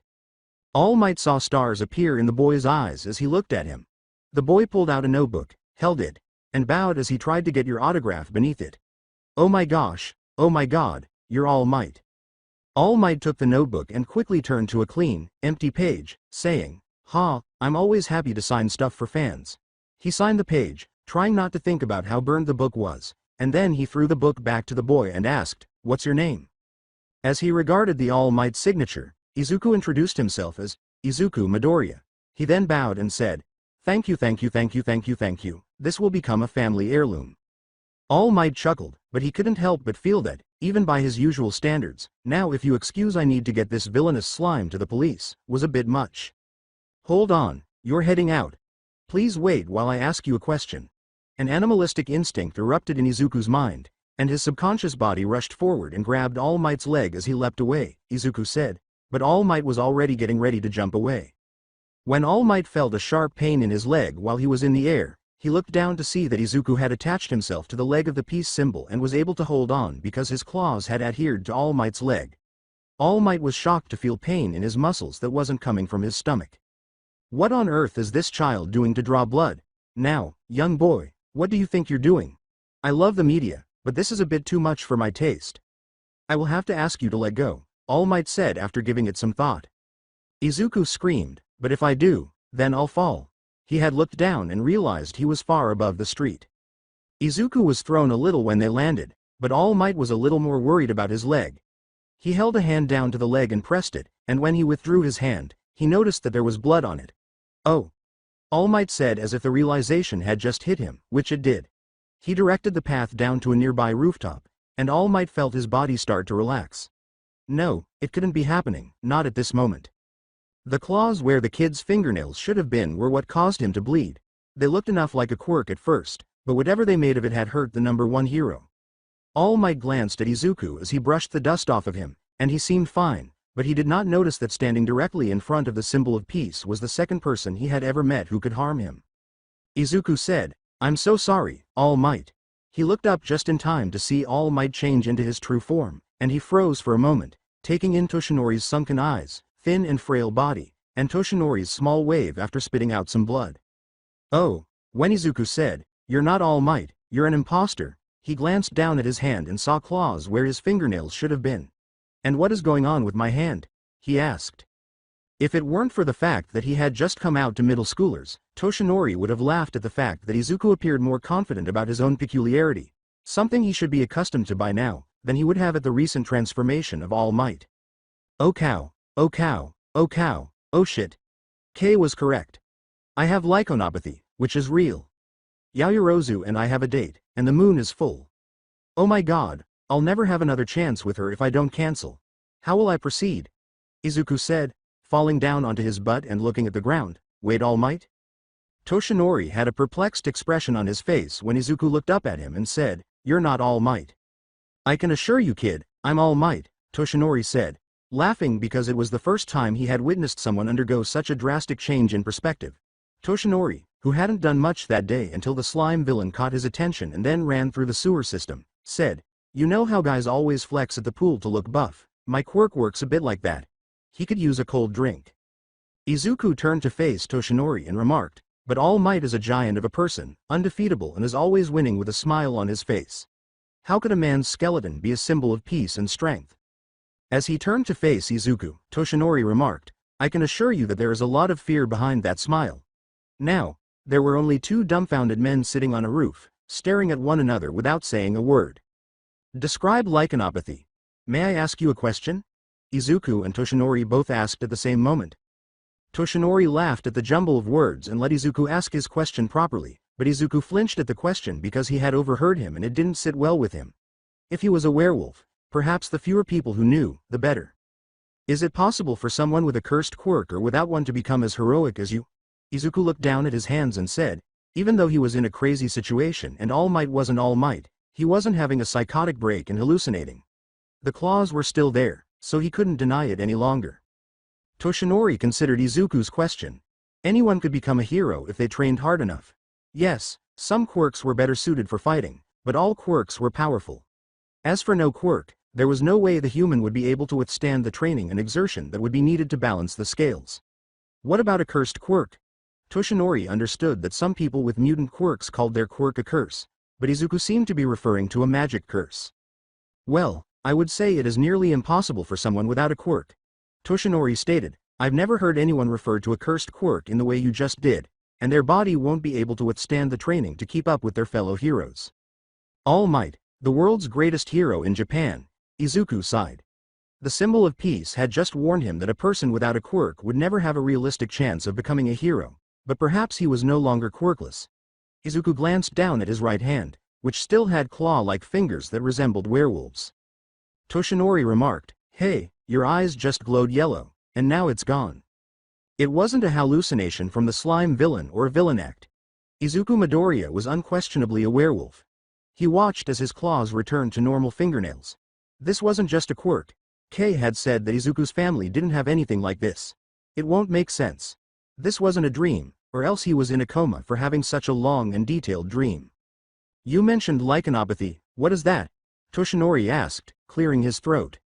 Kei, who was always better at refining an answer, responded, it's a medical condition that might render someone from being about to become a hero.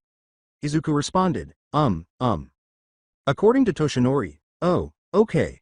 Did Izuku ask because he wanted to be a hero and his friend had it? Even though he was a hypocrite, Toshinori would have to say no if it was incapacitating, but since it was only basic medication, he didn't see anything wrong with it. He knew some professional athletes who took painkillers in the morning to return to the field sooner following an injury.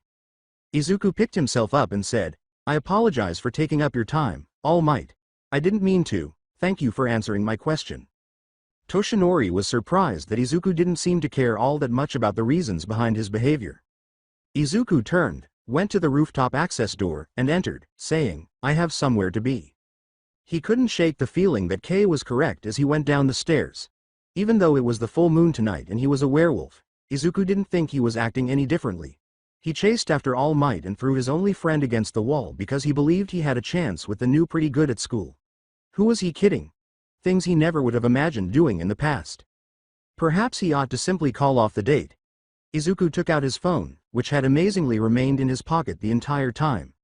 His texts with Kei were displayed, and he wrote, Hey, I need you to hack into our school database and get me Yaoyorozu's number. Kei questioned, You don't already have it? Izuku pleaded, No please can you just do it? Kei replied, And what makes you think I'm able to do that? I'm sorry for what I did early, I'm having an odd day. And you're right, something is going on with me and I need to cancel the date. Izuku responded. After a few seconds, a contact information page opened with the words, Hacked the school network the day we got back, had her number since. Kei replied, I'm sorry that I was right. To answer the question of why I sent her number so quickly. I hacked the school network the first day we got back and got her number. You're welcome, Kei replied. Kei's smile was visible to Izuku. Thanks. As soon as Izuku clicked on the phone number, it began to ring. It picked up after 2 rings and said, Hello, this is Momo Yaoyorozu. Izuku detested himself for not thinking through his opening statement before saying, Hello, Yaoyorozu. Oh hi Midoriya. I don't remember giving you my number, Momo replied. Izuku pleaded, Can I answer that question at a later time, please? Izuku could hear the springs creaking as Momo bounced up and down on her bed and said, Sure. Are you calling to ask if I'm still good for our date? To which I am. I'm so excited to go to the party tonight. It was her first opportunity to do something that regular people did with someone she truly enjoyed being around. Izuku said, about that. He could hear Momo getting ready to be dumped. He gritted his teeth as her face popped into his. He had promised himself that if he ever had the chance to get a girlfriend, he would seize it no matter what because she was so gorgeous. However, he was unaware of werewolves. If they didn't attend the party, Kei advised him to lower his heart rate so that he might still be able to go on his date. He took a deep breath and replied, Would it be okay if we went something else? I just figured that you might have had a long week and you might not be all that excited about being in a large crowd late at night. Do you not want to be in a large crowd tonight? Asked Momo. It sounded as though she had never attended a party with people her own age. On a night like tonight, Izuku couldn't deny her that. Izuku hoped he sounded convincing when he said, No, I'm fine. I love parties, I go to them all the time. He had no way of knowing if it was effective. Speaking to the most antisocial person who detested meeting new people and had only one lifelong friend, Momo said, Well, I'm completely fine, and like I said I'm excited to go to the party. Meeting new people, making new friends. Izuku tried to express himself clearly by biting his tongue. Izuku tried to talk himself out of it, which is why he called, but fortunately it did. However, he was unable to accept the fact that Momo was attractive and the first person to treat him like a human being, apart from his father, mother, and Kay. Damn werewolves and all that. Izuku's voice brightened as he said, "Yeah, I was just calling to make sure you were still going for our date. I'll see you around 7 o'clock. Momo said, "Perfect," and hung up. Izuku came to a halt. His mission had been unsuccessful. He came to a stop, spun around, and slammed his forehead against the wall, causing cracks to form around the impact. Then he turned, slid to the floor, and pressed his back against the wall. His phone said, "Mission failed, we'll get them next time." Izuku noticed that it was a GIF that Kay had sent when he looked down. Izuku sent, "You're a horrible person. I know, luckily it doesn't keep me up at night," Kay replied. Lying to himself that he should give the child some space, Toshinori gave Izuku a long window of time to leave. In reality, Toshinori was too exhausted to move, so he closely monitored the bottles in his pockets while he slept. After getting some rest, he called his friend Detective Tsukachi and made arrangements for a pickup because he still needed to drop off the villain. Toshinori boarded a train to go to his apartment after the slime villain was taken into police custody. His thoughts returned to the discussion about lycanthropy with Izuku as he was traveling by train. Although Toshinori had never heard of it, it sounded like a medical condition. Was it Izuku's or one of his friends? And what was so terrible about it that it might prevent someone from becoming a hero? Toshinori looked to the one person who could provide the answer because he was unable to come up with it himself. Stepping through his apartment door, Toshinori dialed Principal Nezu's number. "Hello All Might, what can I do for you at such a time?" Principal Nezu's voice could be heard as it swiftly picked up. "Hey Nezu, I have a strange query for you. I met a strange young man earlier today who told me a medical term I don't know," Toshinori said. "I thought you could tell me about it," and he moved to the couch and took a seat. After a few seconds, the phone call changed to a conference call with Recovery Girl. Principal Nezu stated, "If it's medical, then we should have Recovery Girl weigh in on this conversation." "What is it?" "It's Friday, and I started my vacation 2 hours ago," Recovery Girl inquired. As if releasing the bulls and Toshinori was the only obstacle in their path, Principal Nezu said, "Toshinori, please inform Recovery Girl of your question." It felt that way with Recovery Girl. Fearing that she would start screaming at him, Toshinro put his phone on speaker and placed it on the couch's armrest, saying, "Hello Shuzenji." Toshinori. Recovery Girl's voice lacked warmth, but at least she refrained from shouting, "Did you rip another stitch?" No, nothing like that." Recovery Girl broke the pencil in two, and Toshinori could almost hear her say, "It's just that earlier today I ran into a little boy and he mentioned a medical disease I'm not familiar with. He made it sound like it prevented someone from being a hero and called it lycanthropy." When Toshinori saw that neither Recovery Girl nor Principal Nezu had interrupted him as they usually did, he said, Hello. I was curious about it and wanted to know if it was treatable." "Did the boy mention whether he or a friend had it?" Toshinori looked down at his phone as Principal Nezu asked, his tone a little more solemn than usual. "I'm not sure, but it was a person who knew him well." "What is it? Should we give the CDCA a call?" Toshinori questioned. "Is it deadly and needs to be stopped?" It was serious enough to make two of the smartest people Toshinori knew pause. "You can't be serious, Principal Nezu." Despite all the strange quirks she saw and treated, Recovery Girl claimed that lycanthropy did not exist, even in our world of quirks, and that it is superstitious. "We've always thought it might be feasible," Principal Nezu said, breaking his composed demeanor a little, maybe even older than quirks, and were myths that were thrown away as such. If anyone was going to believe in the supernatural, it would be the animal with the quirk that caused him to act human. The Recovery Girl countered, "It's not real." The rebuttal from Principal Nezu was, "It could be." The Recovery Girl countered, "It's not real." The rebuttal from Principal Nezu was, "It could be."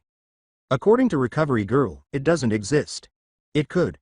Principal Nezu's responded, and Recovery Girl finally let out a scream that would have sent anyone to a mental health facility. "You two are going to kill this old lady. Anyone care to fill me in with what lycanthropy is?" Toshinori asked, clearing his throat to get their attention. "Lycanthropy is a medical term for when someone becomes a lycan," the Recovery Girl said after letting out a sigh. "Otherwise, it's a joke about someone changing into a werewolf." Toshinori remarked, "Sounds like a quirk. Animal quirks are found all over the world. The number 5 pro hero even had a rabbit quirk." "That's where you're mistaken. A quirk would be a step up to lycanthropy. An individual with lycanthropy acquires all animalistic instinct. whereas someone with animal quirks may acquire some. Complete integration. The desire to hunt, gather, and murder. Recovery Girl stated, "We're talking full werewolf, as in the supernatural kind." Toshinori laughed a little at everything and said, "As transformed on a full moon and kills everyone. Werewolves and the like weren't real, and it was probably just someone who misinterpreted their peculiarity. Yes. I questioned someone I knew who had a wolf quirk about werewolves and their quirk.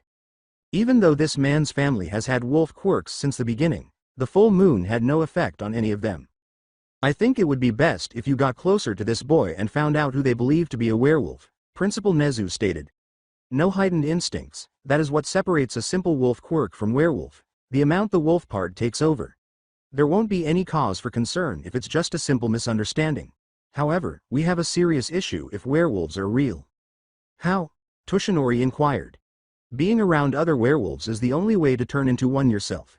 If the person you met isn't already aware of werewolves, only an alpha can create new betas. There then beta and alphas are found wherever betas are found." Additionally, Principal Nezu stated that an alpha werewolf would not be content with a single beta. How could Toshinori find a single boy in a city the size of Musutafu, even though he knew he had to see Izuku Midoriya again? Izuku was sitting on the couch in the living room, staring out the front window, when his knee began to bounce while he waited for Momo to arrive. He believed he could tell himself that he had defeated the slime villain and saved himself, but he was realistic enough to know that today could not have happened for the obvious reasons that were about to happen, but rather for what had already happened. Maybe it was his quirk coming in. No, Kay was correct. It was impossible for him to have such an abnormal quirk that was so different from his parents. And who had heard of an animal transformation quirk that could be controlled? Take a look at Hiro Mirko, the rabbit, who was unable to turn off her quirk. Her rabbit features were always present. After hearing his mother come downstairs, Izuku turned to face her, and she smiled sweetly and said, "I know she's a little late, honey, but you remember how hard it was for us to find this house at first." Even though it was getting close to nightfall when they eventually located the house, Izuku smiled a little and said, "I remember you were only a few minutes from pulling over and having a sleep in the car. Is this a party or a date, then?" Inko, who was seated across from Izuku, inquired. Izuku said, blushing slightly as he always does when he considers this a date. "A bit of both." "All right. That conversation doesn't need to happen, does it?" With her eyes fixed on her son, Inko said. Izuku flushed instantly before shaking his head and asking, "Do we have to?" "No, I am aware that you lack the manliness to act in such a manner on a first date." Izuku appeared to have swallowed his tongue in embarrassment, but Inko laughed and said, "You're too kind of a person." The conversation was cut off when a car pulled into the driveway. "Just have fun tonight, Izuku," Inko said. Izuku got up from the couch, grabbed his jacket, and went to the door. He turned the knob and left just in time to hear someone say something about protection, and Momo quickly got out of the car and slammed the door shut. "Thanks, Mom," Izuku said. Momo said, almost shouting, "He's a respectable man, he won't do anything like that." Then she turned to see Izuku standing on the front, wearing a windbreaker jacket in her hand, a brown shirt that hung down to her mid-tight, and black jeans that covered the rest of her legs. She blushed a little as she looked directly into Izuku's eyes and inquired, "How much of that did you hear?" When Izuku saw Momo's father sitting in the car, he waved, "Good evening, Mr. Yaoyorozu." Izuku replied, "Only what you just said." "Hello, Midoriya." Mr. Yaoyorozu waved his hand out the window and said, "Keep those manners, they'll do you well." Izuku turned back to Momo, but he could feel Mr. Yaoyorozu's gaze remaining fixed on him. Momo walked up the walkway and onto the porch, saying, "Sorry, I'm a little late, our car didn't know how to get to your house.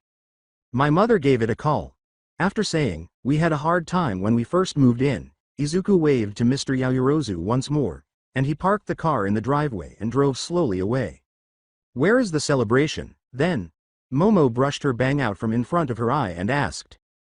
With a slightly fluttering heart, Izuku managed to utter, "At an old boathouse owned by Kachan's family." Momo said, "Oh." She didn't look forward to the prospect of walking back after the party because Izuku's house was always far out of town. "It's not that far from here, so don't worry." Momo smiled at them and said, "We should be heading out, it will have started by the time we get out there." Izuku added, "Just a 10-minute walk." Momo nodded and grinned, then followed Izuku out of the front porch and down the road in the opposite direction from which her father had just driven off. Long before either of them could see the boathouse itself, they could hear and see the lights and music of the party, and as they ascended the final small hill, they came across a group of people who appeared to be the entire Aldria Middle School graduating class. A table with food had been set up on the back porch, with a fog machine underneath, and the main party was in the boathouse's backyard, where lights had been streamed around and led down the docks where a few people were dancing. As she observed the scene, Momo remarked, "So this is how Musutafu parties. Have you never attended such a party before?" Izuku had to speak a little louder to be heard over the music when he asked. No, Momo recalled all of the meetings her father had with other hunters the night before they went out to hunt werewolves, saying, "The ones I went to had more adults and more alcohol." Momo was always told to be in her room, but since she had started middle school, she was permitted to attend just the meetings, with her father stating that she needed to learn how to fight because she would soon be going on their hunts with them. "I don't think so," Izuku said, a faint smile spreading across his face. "One of those kegs is probably filled with alcohol, snuck in by someone." He could smell the alcohol, and for a lightweight like himself, his heightened smell was enough to give him a slight buzz. "And you don't think you'll get caught by the police?" Momo replied. "We'll be all right," Izuku said, opening the side gate to the backyard with a small laugh. Izuku turned and extended his hand to Momo, saying, "Come on, live a little. My friend's dad is the chief." Beyond the claim that she was shielded from the supernatural, Momo had been sheltered more than other children her age. Her parents had ensured that she was raised with good manners and spoke as such, acting formal when she met new people and projecting a mature age. Now, just before her 15th birthday, she was able to act her age and relax a little. She smiled as she took Izuku's hand and he dragged her into the backyard. Momo sighed as she started to have fun, dancing a little to the upbeat music with Izuku, simply enjoying each other's company despite the loud music, bright lights, and full moon. Izuku relished the evening and forgot about the events that had transpired after school until he noticed Kuriem Takeo leaning against the gate. Izuku tried to turn away from him, but he could feel Kuriem's gaze on him. What would have happened if he had followed Izuku here?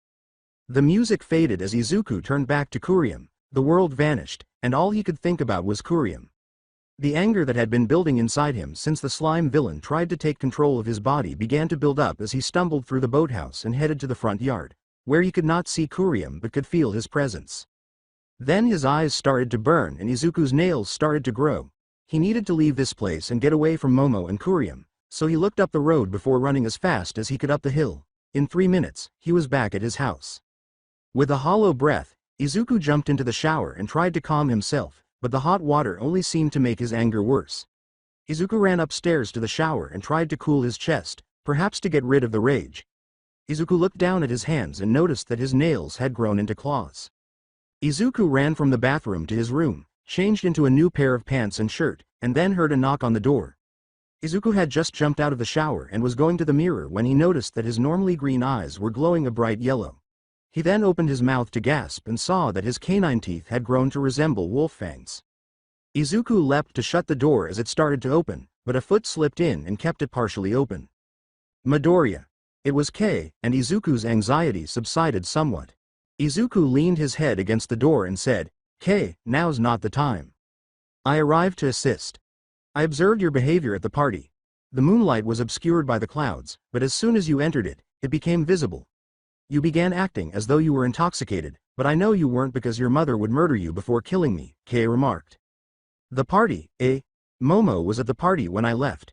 Izuku slammed his head against the door and said, "You must locate her." "She's all right," Kei remarked. "I witnessed her getting a ride from the party." "It wasn't only the moonlight, Kei. Kuriem Takeo was there. The werewolf, Takeo, is the one who bitten me. The girl in the woods was killed by him," Izuku remarked. "I felt like he was trying to get me to do something when I first saw him at the party." With Izuku still leaning against the door, Kei attempted to push it open again and said, "Midoriya, we have a big problem then. Takeo was the one that drove Momo away from the party." As he got up, Kei saw Izuku leaping out of his window and into the woods behind his house. "Oh, we're in Digshish," Kei said as he fell into Izuku's room, the door opening wide as there was no more resistance. When Izuku hit the ground, his anger erupted, but this time it was more focused, on finding Momo and defending her from Kuriem. Izuku felt his nails completely change into claws, and his senses of sight, hearing, and smell were all sharpened as he raised his head and howled. Without waiting, he started running to the forest, which would be the obvious place for Karain to take Momo. Izuku never once felt exhausted while running, even though he was moving at a high speed, and then everything seemed to slow down. He could hear the music at the party and smell Kurium waiting for him in the woods, and when the forest's parking lot appeared, he noticed a black Camaro parked there. Izuku ran along the path, following Momo's scent, and didn't stop until he noticed her jacket hanging off a branch. He ran up to it and pulled it off the branch after noticing through the windows that it was empty. "Where is she?" Izuku shouted, aware that Kurium was not far away. It was difficult for Izuku to determine which way Kurium's voice was coming from as it reverberated through the woods. "She's safe from you and the trouble that follows you." After Izuku attempted to claw at Kurium after being tackled from behind, they rolled down a hill, and Kurium picked him up and slammed him against a tree. "How did you handle her?" Izuku said, attempting to escape Kurium's grip but failing. Apparently listening for something, Kurium said, "Quiet." He must have locked on because he looked down at Izuku and said, "Too late, they already found us. They move so quickly. Run if you don't want to die." Izuku, who was not going to believe Kurium, pushed off from the tree and started to run in the opposite direction of Kurima, but he didn't get very far before something struck the tree in front of him and burst forth like fireworks. Kurium then fled into the woods, leaving Izuku behind. The bright light blinded Izuku's enhanced vision, so he covered his eyes and stumbled into a tree. Before he could flee, an arrow went through his arm and pinned it to the tree. Izuku cried out as he looked up and saw a number of men approaching him slowly. Izuku stared at the person nearest to him and was astounded to see that it was Momo's father, Mr. Yaoyorozu. Why was he carrying a crossbow into the middle of the night into the forest? "Take him," Izuku heard him say. But before any of the men could move forward another step, Kurame appeared behind them and pulled them off their feet, and then Kurium vanished from view, only to reappear beside Izuku, who yelled in panic, but stopped when Kurium grabbed Izuku's shoulder and pulled himself into the woods. Kurium grabbed a hold of the arrow shaft and broke it, then pulled Izuku's arm along it until it was free. After a few minutes, Kurame slowed down, and Izuku stopped, feeling exhausted for the first time in a week. He then looked up at Kurium, and with a growl, he shouldered Kurium to the ground. Izuku was following Kei through the woods, trying to make sense of everything that had happened. As he ran, he felt his arm heal, and the pain vanished. "Where is she?" Izuku attempted to kick Kurium in the chest as he spoke. Kurium dodged with ease and stood up, but Izuku attacked again before he could say anything. Kurium caught Izuku's left hand with ease, and when he saw how brightly Izuku's eyes were glowing and that he had his right hand to attack, he declared, "She's safe. I enticed you here by taking her jacket and driving her home. And I didn't include her in this because it was obvious that was sufficient. How can I have faith in you?" Izuku, attempting to escape Kurium's hold, inquired. "For the time being, you just have to believe me." Kurium released Izuku's hand and said, "It would be best for you and her safety if you stopped trying to get close with her. Call her in the morning." "And who were they?" Izuku inquired. "Hunters. We are a group of people who have hunted werewolves since the Middle Ages. And they'll do whatever it takes to murder us. Whether or not we have killed people is irrelevant. The hunters use killing as a first resort, whereas pro-heroes use it as a last resort. They perceive us in the same way that they perceive villains." Kurium uttered those words. "You mean you, huh?" Kurium's eyes suddenly glowed blue, and Izuku felt his own eyes begin to burn a little. "You're the one that bit me," Izuku said, preparing to attack. People can only be transformed into werewolves by an alpha, and alphas have red eyes. In addition, Midoriya is truly awful. Standing taller than Izuku, Kurium declared, "You've been given something that people would kill for. You can hear better, see better, and are more powerful than Brad from your middle school, Katsuki Bakugo." Izuku sneered, because being a werewolf is better than having a quirk. "From your view, you're better off than you were before," Kurium said. Izuku heard Kurame calling him a quirkless worthless person all the time at school, and now that he had a werewolf's fury behind him, he lost control and attempted to attack Kurame once more. Kurium ducked with ease and said, "All right, delicate subject. However, I meant to say that quirks are one-point powers. Because it demonstrates more power than a single quirk could. The bite is a gift. I mean, regardless of the person's peculiarity, you would probably prevail if you attempted to fight them. Nothing in the world could beat the world's most popular hero, so Izuku questioned, what about All Might?" After a brief pause, Kurame said, "Well, he's an exception, and he is for the majority of things. There are more benefits to being a werewolf than just increased strength, speed, and healing. Nobody else has a quirk that can accomplish all of that as well as we can." "You speak like quirks and being a werewolf are two separate things," Izuku replied. "They are. Before the werewolf genetics take over, a person with a quirk loses it if they are bitten. Kurium remarked, but the power they get is more than their quirk could ever be. Izuku leaned against the tree and said, well, I don't want to be a werewolf. You'll, Kurium added, you're going to need me to teach you how to control it if you still want to be a pro hero. How did you figure out that I wanted to be a professional hero? Izuku inquired, but before Kurame could respond, he was told, you've been stalking me. Kurium started to leave after saying, since Tuesday. Don't think I won't be able to find you, Midoriya, we're brothers now.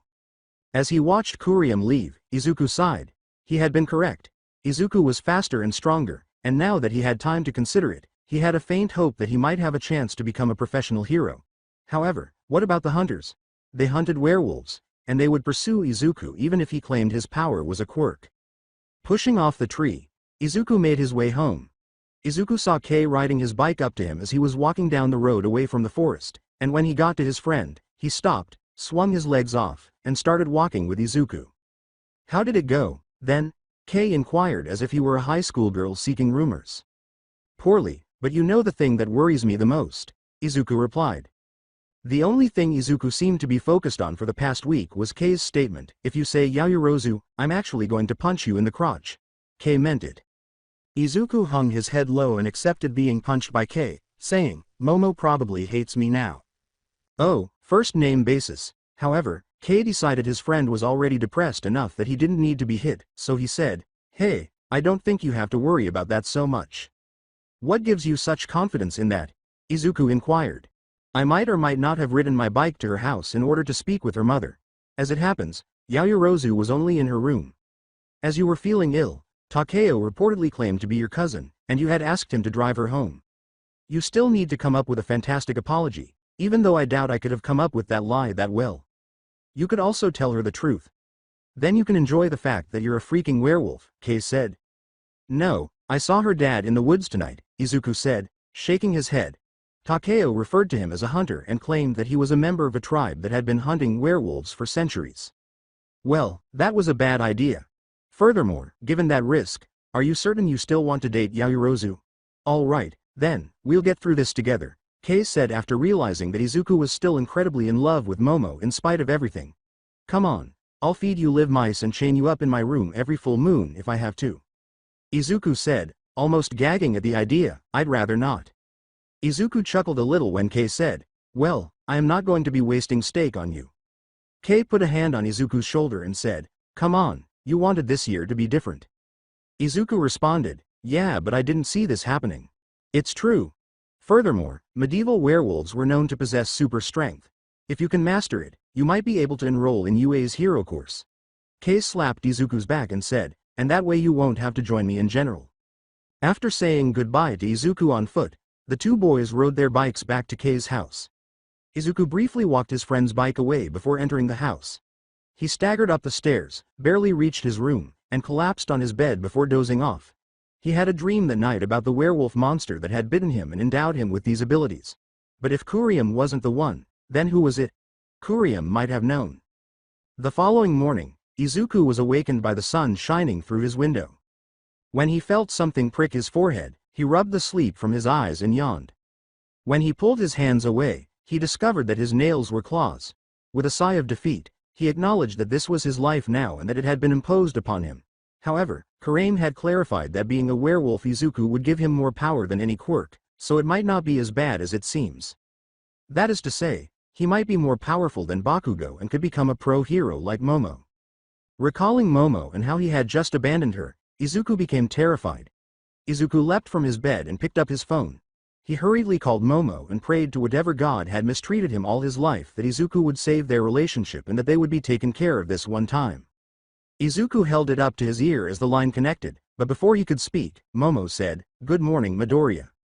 She still sounded somewhat drowsy. Since that wouldn't help his case, Izuku said, "Hey Yaoyorozu, I didn't wake you up, did I?" Izuku couldn't help but laugh when Momo said, "No, I think I accidentally have some spiked punch, meaning I'm hungover. I did warn but I called to say I'm sorry. I didn't mean to leave you behind at the party." Izuku replied. According to Kei, Momo mentioned that Kurame claimed to be ill. Izuku might be able to capitalize on that. "Midoriya, this might just be the alcohol still talking, but I really like you. And maybe if the party had happened at the beginning of the week, I wouldn't have picked up. But I've learned a lot about you over the week and I think you're a nice guy. So if you're going to go with the stupid excuse of being sick your cousin gave, I'm going to stop you. Momo exhaled deeply. Would you still like me if I did? Izuku responded, and Momo sighed, then I won't. Just know it was a personal family matter. With it just being my mom and I, we've come to support each other a lot. Momo hiccuped a little after saying, I'm happy to hear that Midoriya. After pausing to thank God, Izuku remarked, Yaoyorozu, it looks like you're really hungover. Momo rolled over and picked up the water bottle she had filled from the kitchen before either of her parents had woken up, saying, I'm good. This is the first time, but I know what to do. Drink plenty of water and eat carbohydrates. I'm not as saintly as my parents think. Even if she hadn't realized it, she was certain that neither of them would be pleased with her drinking. Izuku left his room and went to the bathroom to take a shower, saying, well, I hope you feel better and I'm happy to have a chance to make everything up to you. Once I feel better, Momo said, I'll let you know if your chances are still strong, and hung up. Yeah? She asked as she threw her phone onto her nightstand and heard a knock at her door. From the other side of the door, Momo heard her father say, Hey Mo. She instantly sat up in bed and said, just checking in to see if you're awake. I'm going into the office, while your mom goes get some groceries. Are you still in bed? Momo tried to avoid making her words sound slurred as she said, yeah. I guess I partied a little hard last night. I don't think I've ever felt this tired. Well, we're happy that you're making friends, but what about that Midoriya kid? Mr. Yaoyorozu responded. Momo defended Izuku before her father could accuse him of anything, saying, he just called. Said he had a family emergency, and since it's just him and his mom they're really close. Momo heard Mr. Yaoyorozu's footsteps fade away after he said, oh, it's good to hear he's a family man. Well, I'm going to head out. Hope you get better soon. At least it was the weekend, Momo thought as she collapsed back onto her bed. Izuku took a shower and changed before leaving the house. He needed time to reflect after his week. Izuku locked the front door and left, carrying only his keys. He simply walked without any particular destination in mind. He reflected on how his life had changed in less than a week as he strolled. His chances of living the life he trained for as a child appeared to be greater than ever in less than a week.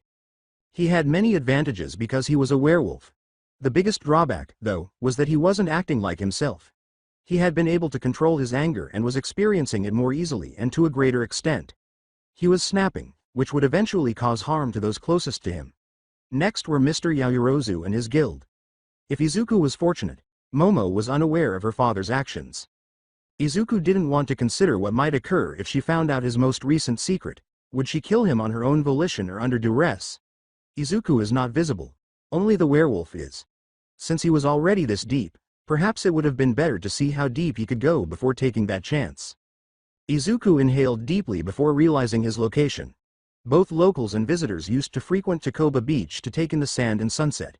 Now, however, it was merely a landfill, with trash being drawn in from the ocean by the current. Now, it was the ideal location to explain Izuku's life. He had potential, but it might never have materialized because it was obscured by so much else. Izuku landed on the sandy beach after jumping over the guard railing. As he passed through the various trash piles, he vanished from view. Then he halted at one and ascended, only to pause at the summit and take a seat on a shattered chair. He gazed out at the almost full-risen sun and simply breathed. Izuku could only wish his life was as easy as it felt as he watched the sun, despite the positive turn it seemed to be taking. He continued to stare at the sun until he heard footsteps, but Izuku remained motionless because he knew what they were. He simply waited for Kei to appear. Kei passed in front of the rubbish heap where Izuku was now, but instead of turning around, he gazed at the sun. Izuku inquired, how did you find me? You weren't answering your phone and we used to come here as kids. And since all this.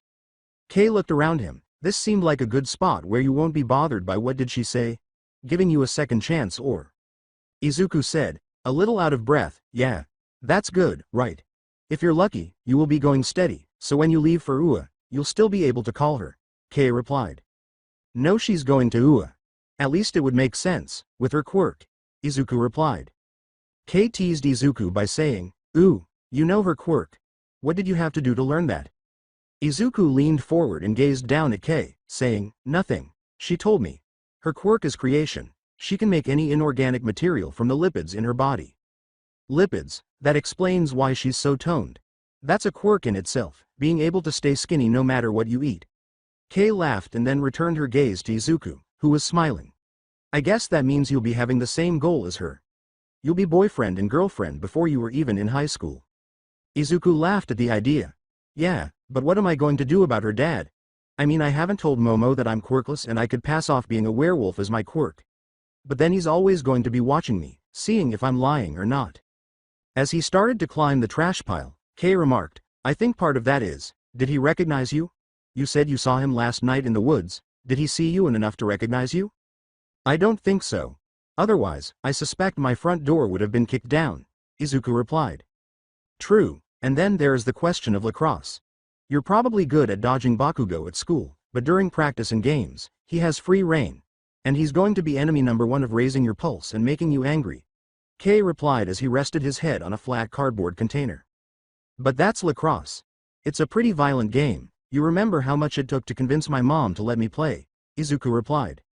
With a brief outburst of rage, Kei raised his fists and said, yeah, I thought for our first game you were going to show up covered in bubble wrap. And if it comes to it, you can always quit, before you make it too violent by killing someone. Our first game is in a week, and if you don't have control, you won't be able to play, he said, lowering his arms and clicking his tongue. You're going to hate me. Izuku declared, but I'm first line and Coach Yuto is impressed. If I bow out, I'll be pulled and never have a chance to play again. Worse, Kachan will never shut up about that. One can only imagine the agony he would endure at Bakugo's hands if he were cut just 2 weeks after being promoted to first line. As he picked up a bottle cap and tossed it into another pile, Kei remarked, then I guess this week is going to be very important for you. We'll have to see what helps you keep control. We? Inquired Izuku. Dude, we're brothers, like I said, I have to live vicariously through you. And the last thing I want to happen is you get arrested for killing someone then being killed by some hunters. Kei said as he touched Izuku's shoulder, come, we've got practice in an hour. After reaching for his phone, Izuku realized he had left it at home. Kei showed Izuku the time by taking out his phone. He was at the beach for a long time without realizing it. Kei got up and started walking down the trash pile, saying, come on, after practice we can head to my place and play some games. Maybe strategize how to keep you from going all bloodthirsty. Izuku abruptly landed next to him after he had walked every step to avoid slipping. Izuku kicked some of his feet up into a cloud of dust and sank some into the sand. With his heart pounding a little from the adrenaline he was experiencing, Izuku exclaimed, whoa, cool. The two of them departed to begin practicing after Kei simply shook his head. Kei was once again on the bench during practice, where he watched Izuku score point after point while tearing through their teammates. Bakugo, however, made sure to match every point Izuku made. After that, drills took the place of matches in practice. When it came to blocked shots, Bakugo was the defender, which was fortunate for everyone. He trucked everyone to the ground, making sure no one could get past him. When Izuku's turn came, he looked down at Bakugo while picking up the ball in his net. Bakugo sank his foot into the earth and snarled. Bakugo baited Izuku with, come on Deku, let's see what you've got. Bakugo demonstrated that this would be the hardest blow he had ever received in practice.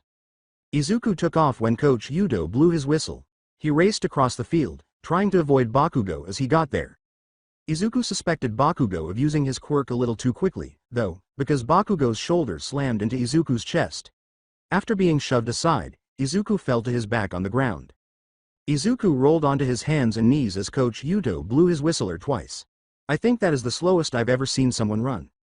My grandma could run faster than that and she's dead. You don't want to be slower than a corpse, do you, Midoriya? Said Coach Yuto, crouching down as he approached Izuku. Even though Izuku knew Coach Yuto was merely trying to tease him, it didn't help. However, Izuku noticed Bakugo smiling at him as he looked up. Since he acquired his quirk and Izuku did not, he has maintained the same shit-eating smile. Bakugo appears to have made it his goal to constantly knock Izuku back down into the ground ever since. Izuku could fight back, but for now he just stood his ground. Izuku needed to repay the favor. Izuku uttered the words, another go, I want another go, since the only thing he could think of was tearing through Bakugo. Coach Yuto stood up after saying, yeah, that's what I want to hear. All right, Midoriya has earned a redo. As Izuku stood up, Bakugo chuckled and said, the same thing is just going to happen, but now I'm really going to make this F-123 king hurt. You should learn how useless you are and stay on the ground. Izuku listened to it all, and it only fueled his rage. Kei was correct. Bakugo was the only person capable of infuriating Izuku. Izuku picked up another ball and walked back to the line. He just needs to get past Bakugo and demonstrate his strength. He won't go very far.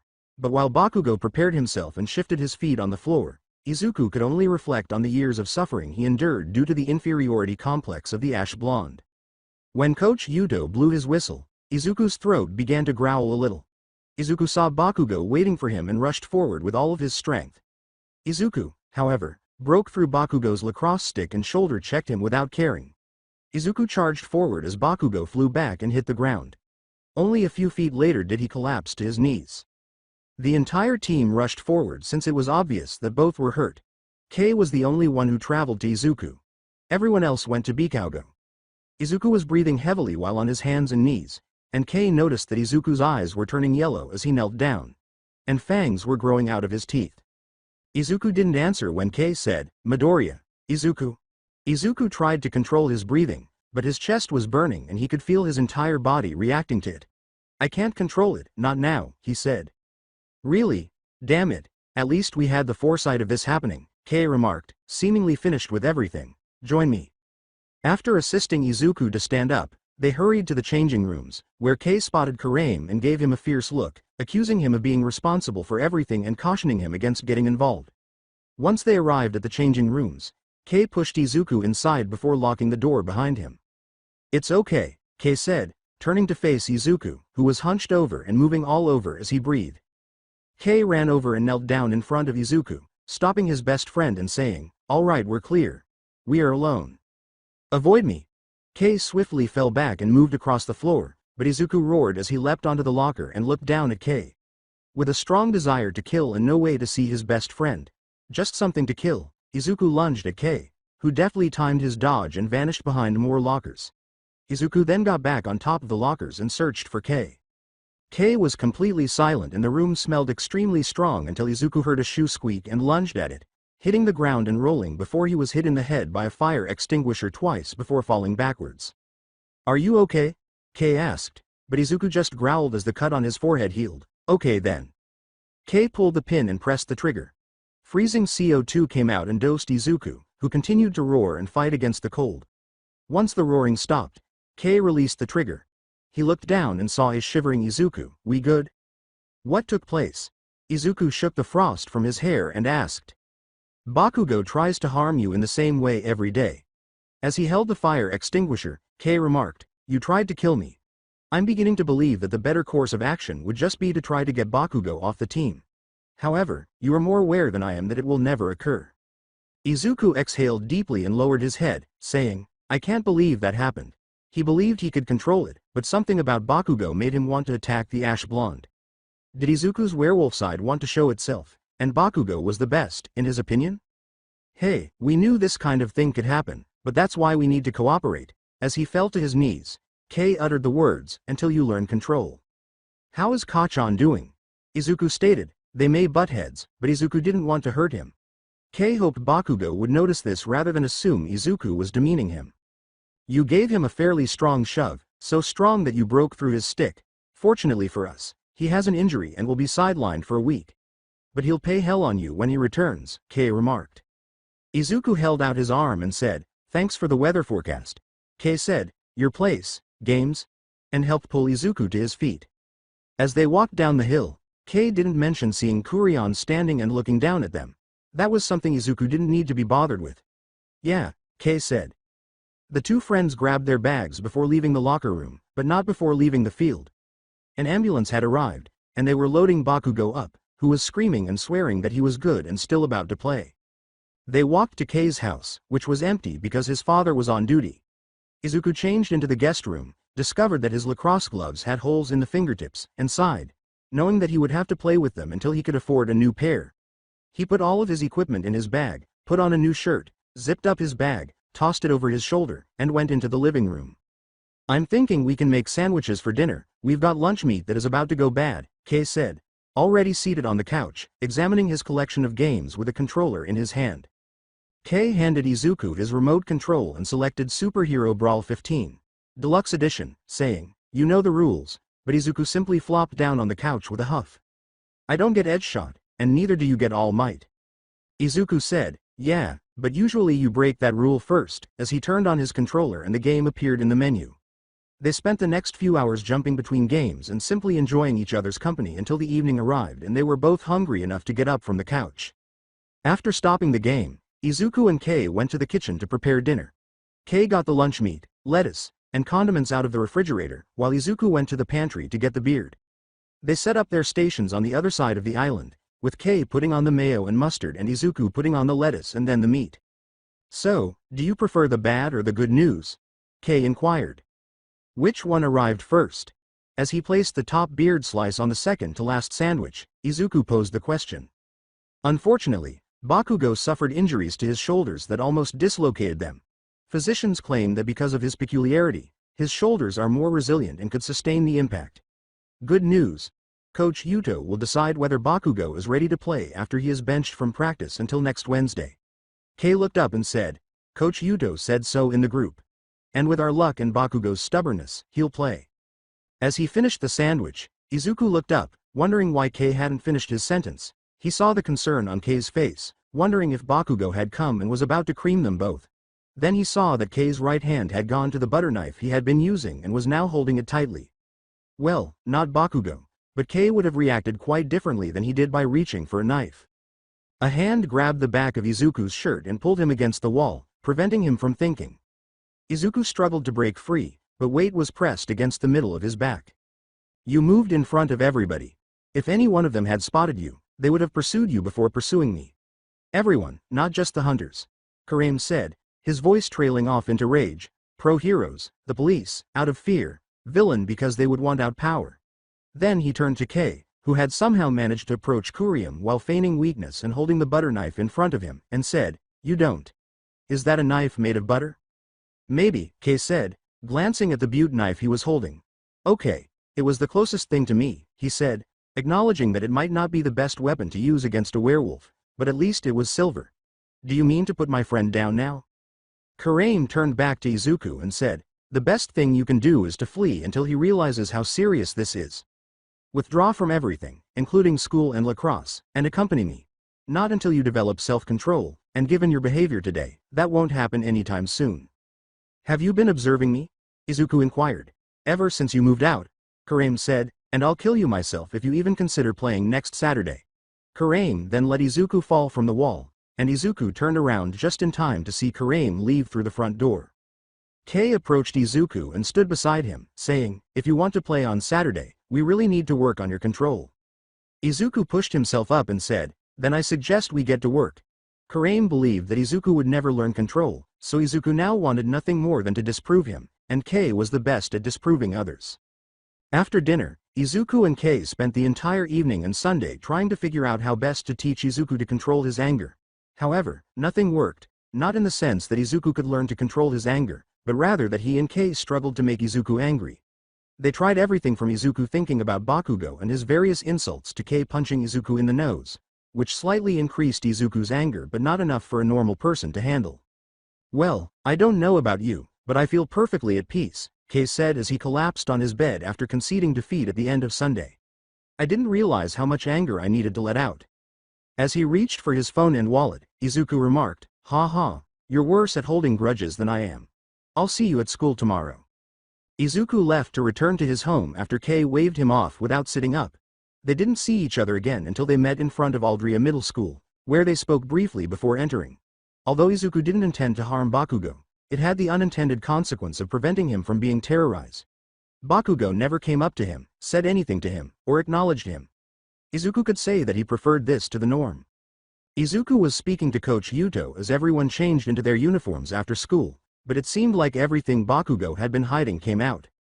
"What do you mean by saying that Saturday is not a playdate for you? The entire team will be depending on you since Bakugo is out of commission," Coach Yuto stated. Izuku reiterated what he had said 3 times before. "I mean, I can't play the game on Saturday." Coach Yuto asked whether he was hearing Izuku correctly when he said, "You mean, can't wait to play the game on Saturday?" "No, I'm not able to play." "Not able," Izuku remarked, "I'm having some personal issues." Izuku was the last person Coach Yuto expected to do this, so he paused before saying, "You don't mean you're shooting for the other team?" "What?" Izuku was confused by what Coach Yuto said, then realized, no, not on either account. If you are, that's fine. Coach Yuto said, our goalie is gay. Izuku exhaled deeply, saying, I am aware, and no, I am not gay. Coach Yuto was the second last person he would want to speak with in such a manner. On Saturday, I simply cannot play the game. So, are drugs involved? Izuku knew his mother would be pleased if her drug-related views were so well known that even Coach Yuto was aware of them. Whatever it is, Midoriya realized that playing first line and becoming first line means accepting the responsibility of being first line, Coach Yuto said. No, your mother would kill you if it was that. While everyone else is at home playing video games and other activities, you are out training and the last person to leave. Develop your abilities to the point where they can be used as a lethal weapon. An instrument to use against the opposing teams. And if you can't shoulder that responsibility, then you don't get to play. You're back on the bench until you're ready. Now do you want to play or do you want to sit on the bench? Izuku longed to play, to prove that he was someone in some way.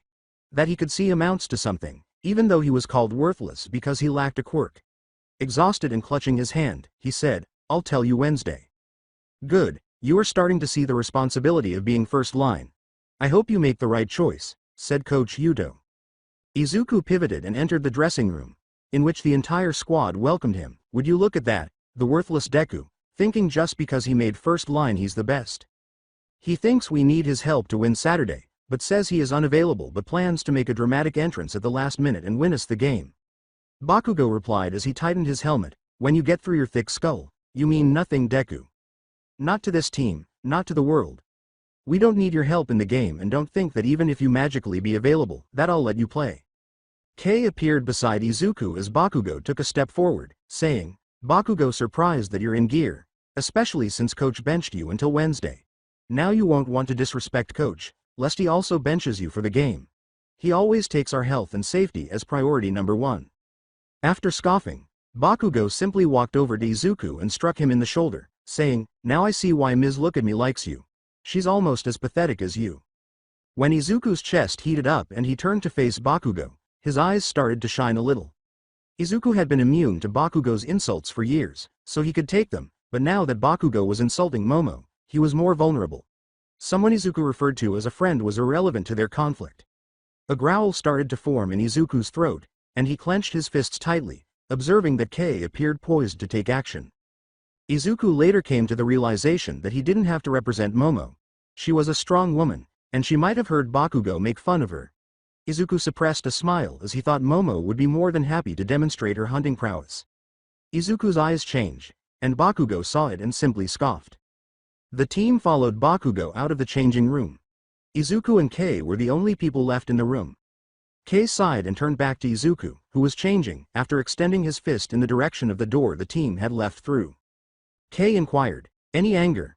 A bit. Kachan insulting Yaoyorozu. I think that's what triggered it. Izuku said as he slipped on his protective gear. His phone went off and he pulled it out. It was a text from Inko. Got the night off, excited to see you play. I'm eager. Izuku turned off his phone and placed it in his locker, saying, well, I'm dead. My mom got the night off, so now I have to play. Takeo will then murder you. Kei leaned against the locker and said, come on, we have all week to figure this out. Maybe he's just kidding. You'll master your wolf side, defeat the opposing team, and disprove Bakugo. All I can hope for is that my camera is ready. After a little giggle, Izuku finished dressing and left the changing room with Kei, where Momo was waiting for them. Kei said, I'll wait for you on the field, and turned to leave. Izuku turned to Momo and said, yeah, how has your health improved since Saturday? Yes, I believe my parents were unaware of it. Are you occupied? Momo brushed her bang out in front of her face and asked. No, it's only Kei, it isn't anything. As he and Momo started to walk toward the field, Izuku remarked, I'm never too busy for you. I believe I enjoy that sound. I wanted to let you know that I will be coming to see you play on Saturday, but I have to run. After that, Momo announced, we're going on a double date with Bakugo and Mio. Izuku replied, since everything was going well until Bagwo was brought up. They were going on a double date with Bakugo and Mio, which ended badly. It was obvious that Mio had consented to it and was dragging Bakugo along. Momo said, please, it will give me a chance to show you off to him and tell him how wrong he is about you, as she took Izuku's hand. Izuku took a deep breath and asked, What did you have in mind? Izuku didn't need to feel his chest to know that his heart was beating more quickly. Arcade. Momo said, and Izuku considered his chances because he was certain that he was better at arcade than Bakugo ever would be, and he would win hands down if it came down to a contest of wins or tickets. Thinking that Bakugo would never arrive and Mio would simply cancel, Izuku said, "Yeah, it sounds perfect." He and Momo could then go on their date alone, which would be the ideal way to end the evening once he had won the game. Momo nodded and released Izuku's hand, enabling him to go to the team. Practice proceeded as planned, with Bakugo benched and Izuku spared from dealing with him. After practice, Izuku spent some extra time shooting into the goal with Kei as goalie, giving the impression that he was training extra, but in reality, he just wanted to avoid dealing with the team while he changed. After changing, Izuku and Kei went to the mall because Izuku needed a nice shirt for his date, something that Kei actually insisted on since Izuku's closet was made up of plain t-shirts with kanji on them. Izuku and Kei eventually settled on a dark green collared shirt after being made to try on multiple different styles. Izuku paid for the shirt and turned to Kei as they were leaving, asking, "Since when did you consider yourself to have fashion sense?" Kei looked up to see a man passing a mall security guard, checked his watch, and then abruptly pulled out a gun and fired into the air. Simple, I listened to what Mrs. Bakugo always pointed out to her husband of what looked good. When the security guard attempted to pull his own gun, the man swiftly pistol-whipped him, knocking him out and turning off the music speaker. "Don't panic. We've taken over the mall, and nobody will be harmed if everyone pays attention." A gruff voice yelled over the speakers, "My associates are all armed and dangerous, and we won't want to give them any reason to act reactively. The hero and police have chosen not to listen to reason, so we are going to make them see our side. You are all our hostages right now, so just remain where you are and choose to sit or stand." Since the thug was distracted, Kei dragged Izuku along with him, and they hid behind a tree. Kei took out his phone and discovered that he had no service, so the idea of phoning his father was thwarted. "Midoriya, do you hear an alarm?" Kei turned to face Izuku and said. "What?" "The security room is the source of a security alarm." As he watched the thug through the tree, Kei remarked, "A mall like this isn't going to have a silent alarm." Izuku closed his eyes and heard the sound of quiet breathing, the radio, and parents reassuring their children, but there was no alarm. He could feel the panic of everyone, who all feared being shot and killed to provide a platform for a villain's sermon. Izuku responded, "No, I don't hear anything. This implies that one of them must be in the security room, turning off the alarm and keeping watch. The best method for monitoring everyone in a building this size." As he looked around, he noticed a security door that would make it easier to move around. "Midoriya, security door." Kei nodded to the door, and Izuku glanced over it. "If I could get to the security room, I could restart the system and get word out to the police." After noticing that Kei had a key ready, Izuku turned to face him again and said, "Wait, Kei." However, Kei hurried to the door and inserted his key. After feeling his quirk grab hold of the key and change it, Kei turned the key and opened the door, knowing Izuku was right behind him. Kei closed the door silently, and they both exhaled a breath they were unaware they were holding. "Come on, that was just step 2, Kei said as he started to run toward the security room, Izuku running at his heels. They soon reached the security room, and Kei peered through the window to see the unconscious guard lying on the floor, surrounded by a number of monitors and a man wearing jeans and a plaid shirt with a bulletproof vest over it. Kei said, "It's just one guy, I think he's the leader," and he turned his head away from the window. "All right, how are you going to knock him out?" said Izuku. "It's time to unleash your inner werewolf." As he quietly inserted a key into the lock, Kei remarked, "I unlocked the door and you rushed in and knocked him out." The only reason Izuku had accompanied Kei was to try to keep him out of trouble, but that was no longer going to happen, so he quickened his breath a little because he had discovered that was the best way to activate his werewolf side.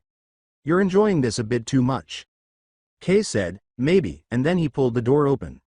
Before Izuku could react, the villain rushed in and slammed both of his knees into the man's chest, fell back, and slammed against the desk. The villain then drew his gun and shot Izuku, and Izuku felt the bullet hit his shoulder, which caused his anger to explode. His eyes gleamed, and his teeth and hands changed as he roared. Izuku saw his reflection in one of the monitors, and his face had changed as well. His eyebrows were pointed and angled, and he had developed some sideburns.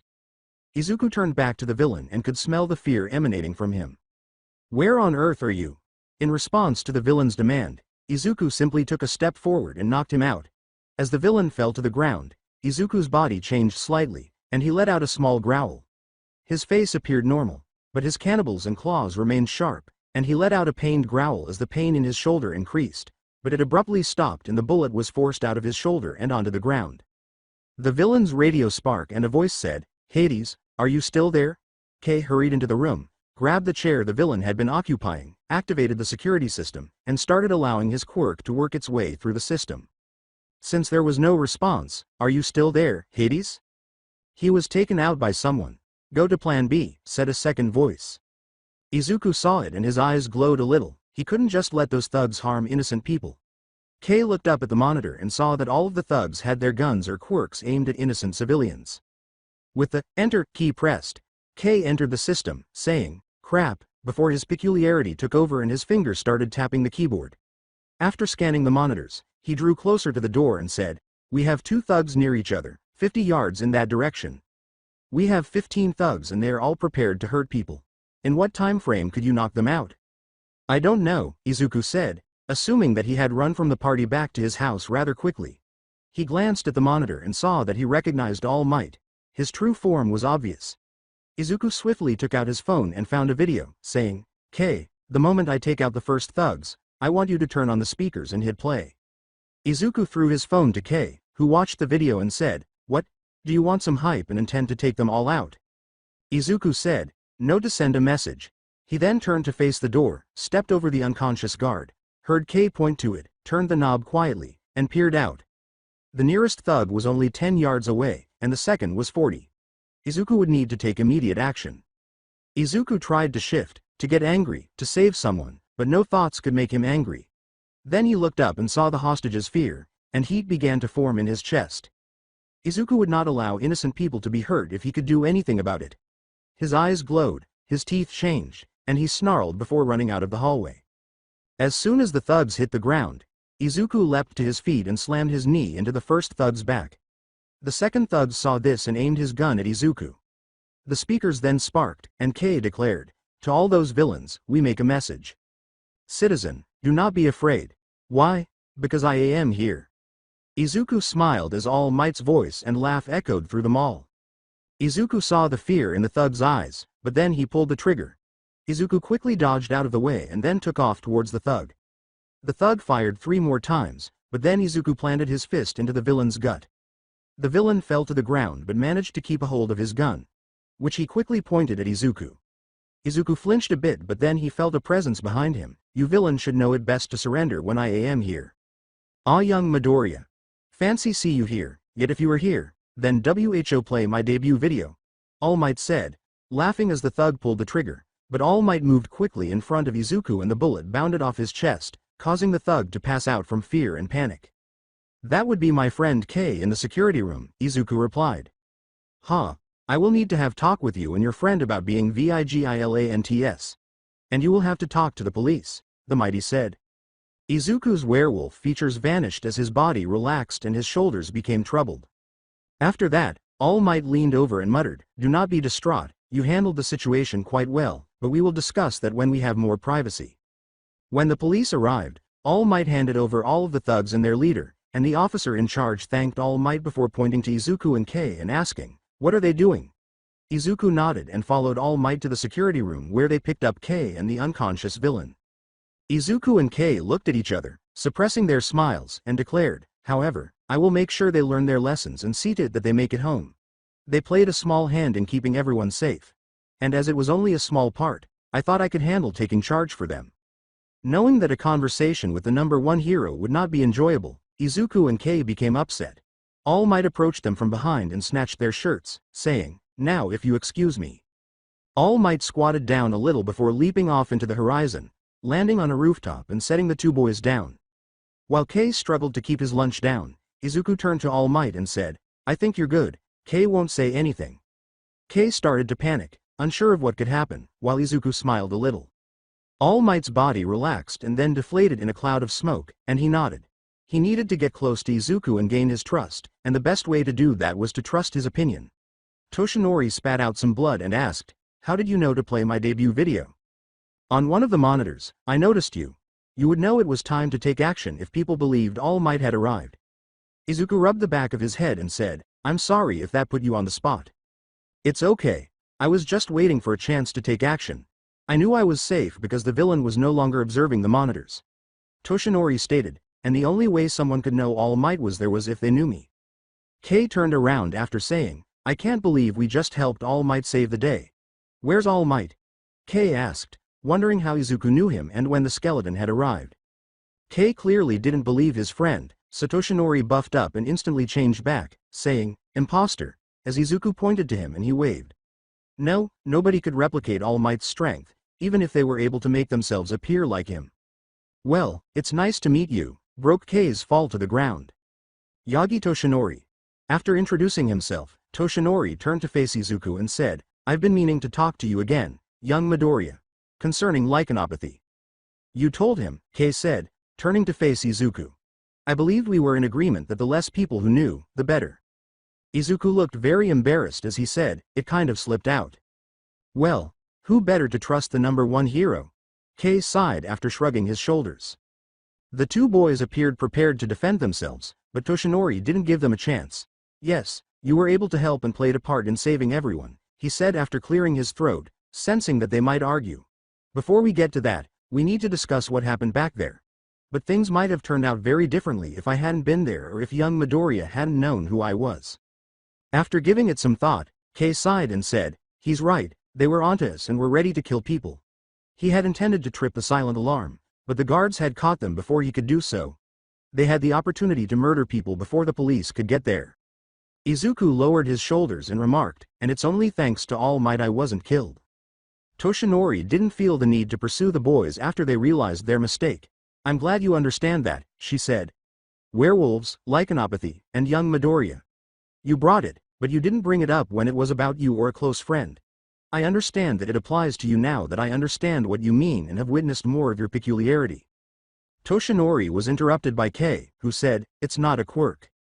Young Kei, a lot of people don't understand their peculiarities because they think they're supernatural or the work of a cult figure. Toshinori said, and with young Midoriya's imagination. Izuku cut Toshinori off, saying, it's not a quirk. Toshinori said, young Midoriya. Maruko, Cow Lady, Hawks, Godzilla, Gang Orga and all other mutant-type quirks. None of them can turn on and off their quirks, their animalistic features are permanent. Kei responded. After thinking about the argument between Principal Nezu and Recovery Girl, Toshinori retorted, Ryukyu. Transformation quirk and that one is the world, practically, Kei replied. So young Midoriya has a transformation quirk, no that works in stages and he can control it, Toshinori replied. Kei raised his hand and raised his finger. 1. No transformation quirk can do that, none have ever been recorded. 2. Neither of Midoriya's parents has a quirk that allows them to become werewolves. Third, if it was a quirk, why did Midoriya only get it within the last 2 weeks? Being that of a late bloomer isn't possible. Fourth, I'm pretty sure if a doctor tested Izuku's blood, they wouldn't find any quirk factor. We can't prove that as we don't have the equipment to do so. Toshinori had to consider everything Kei said. While some of the responses were appropriate for each argument, none were appropriate for all of them. So, werewolves do in fact exist and my friend is one of them. Izuku responded, it's true, I don't have a quirk. And I am a werewolf. After Friday and a full moon there was no question about it. This was not how Toshinori wanted the conversation to proceed, so he squeezed the bridge of his nose. With everything in front of him, he sincerely hoped that Izuku would misunderstand his peculiarity. Then Toshinori had an epiphany. Izuku had the heart of a real hero based on his actions, even though he was technically quirkless. Since he had acted fearfully and was more than willing to try to save everyone, he was ideal for One for All. He was astute and swiftly devised a plan that had little chance of success but managed to do so. In order to find a replacement for One for All, Toshinori had traveled to Musutafu and secured a position at UA. But rather than having a group of people to choose from, it was better to stand in front of him. Toshinori had the opportunity to shape Izuku Midoriya into One for All's ideal successor. A little child who obviously only wanted to be a hero. Toshinori stood up and gazed at Izuku. Young Midoriya, you have a heart that I have not seen in a long time. A heart of a true hero. You risked yourself to save others, never stopping to learn about yourself. You trust in your friend, looking to him for help, something that not many heroes can bring themselves to do. So if you will accept, I will help train you to become a pro hero and when the day comes I will pass my quirk onto you. Being trained by the top hero left Izuku feeling odd. Kei had to insert a needle into his balloon. even though this was the best thing that could have happened to him. Excuse, but what do you mean by, I will pass my quirk onto you? Quirks can't be handed from one to another, it doesn't work like that. Quirks are genetic and only show themselves in the host's original body. You have a great understanding of quirk theory, but my quirk is not like any other, it is called one for all. It is like a torch that can be passed between generations, and with each new user, it becomes stronger. Its purpose is to bring light to all and keep this world in the light of peace. Toshinori concluded. Kei said, not believing in the number one hero, right. I don't care. Even if you can't pass your quirk to me or not, I will accept your training. To be trained by the number one hero, the symbol of peace. I accept. Izuku replied as he got up. It was not the time to be doubtful or second-guessing. Izuku was given a gift that he never would have imagined receiving, and he refused to discard it. Toshinori said, great. Now, if you still feel the same way, meet me at Takoba Beach Saturday, and started to leave. We have a game on Saturday night that we can't miss, so we will meet you at Takoba Beach on Sunday after lunch. And I will be joining. I'm not going to leave my best friend alone in something like this, Kei said, and Toshinori stopped because of the strength in his voice. Then Toshinori collapsed a little, realizing that one for all was the world's greatest secret. Users and a select group of trusted individuals were to be the only ones aware.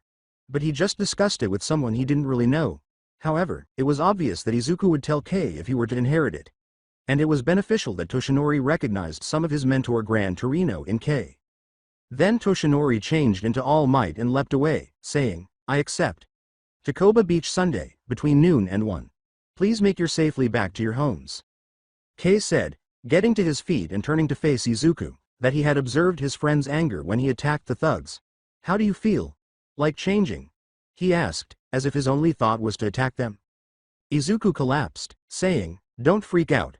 Panic grips me. As much as Izuku thought this was a dream, he knew it had to be true because the world had broken him down so many times and now it was finally giving him all the good luck it had held back. I have a chance to be trained by the number one hero in the world, and the only way I'm calm is thinking that this will help me save people in the future, Izuku said, blanking, staring at the wall. As he extended his hand and Izuku accepted it, Kei said, remember, before you can think about training to become a hero, first you have to learn how to control your emotions. Kei pulled Izuku to his feet and said, come on. Let's go home and start working now that you have your shirt. Following the bustle at the mall and their conversation with All Might, they went to Kei's house to brainstorm additional strategies for assisting Izuku in managing his rage. However, they kept encountering the same obstacle, so when it was time for Izuku to leave for home, he did. Izuku was exhausted the following day at school, both mentally and physically from staying up late contemplating All Might's offer and from training with Kei. As he lay down to sleep, his thoughts returned to that conversation, even though he had forced himself to concentrate on his training with Kei. Fortunately, Izuku didn't have to concentrate too much because school was simple. Kei then grabbed him and pulled him to a corner as he was leaving for lacrosse practice. They're saying what? What? Izuku inquired as if he and Kei had been friends since childhood, but Kei's antics still took him by surprise. What are the principal and my father and his deputy saying to each other? Izuku stuck his head around the corner and concentrated on the conversation as Kei pointed around it. Although we haven't completely ruled out villain or animal attacks, we are currently considering implementing a curfew. Everyone under the age of 18 should be at home by 9:30 at the latest. Additionally, the school must call the police right away if any students are reported missing, Sheriff Keitaro stated. Izuku withdrew from the wall and said, a curfew is being implemented. Attacks by villains or animals have not been ruled out. Amazingly, half of the police will be searching for a rabid animal while the other half will be focusing on the wrong people. Kei raised his arms in defeat and remarked, while Takeo runs around with no one the wiser. Knowing that Sheriff Keitaro listened to his son's strange theories with a grain of salt, Izuku remarked, well, it's not like your father would believe you if you told him the truth about Takeo. Kei appeared to have an epiphany. I can show him, but I might not be able to tell him, he said. Takeo acknowledged that the body was on his land, and you showed me where you discovered it. It's likely that he concealed the other half somewhere in the vicinity. After saying, I just have to find it and show it to my dad, Kei swerved around Momo and said, hello, before vanishing. Was Keitaro there? As he approached Izuku, Momo inquired. Izuku said, yeah, and he goes by Kei, and then he saw that Momo was holding her jacket from the party night, which he was fairly certain he had left in the woods by mistake. Nice jacket, he said. As she put it on, Momo remarked, yeah, I thought I lost it after the party, but it showed up in my locker today. It's one of my favorites. The only other person who knew that jacket was in the woods was Karame, who had gotten too close to Momo for Izuku's comfort. Happy you could find it, Izuku said. Pardon me, I have to practice. Momo grinned and Izuku left the school, but instead of heading toward the field, he went directly to Karame's house. Izuku quickly reached his destination by walking the path he had learned by heart and exclaimed, Takeo. Izuku then surveyed the house, noting that it was old and had burn marks, with the only new addition being a pile of dirt in front of it.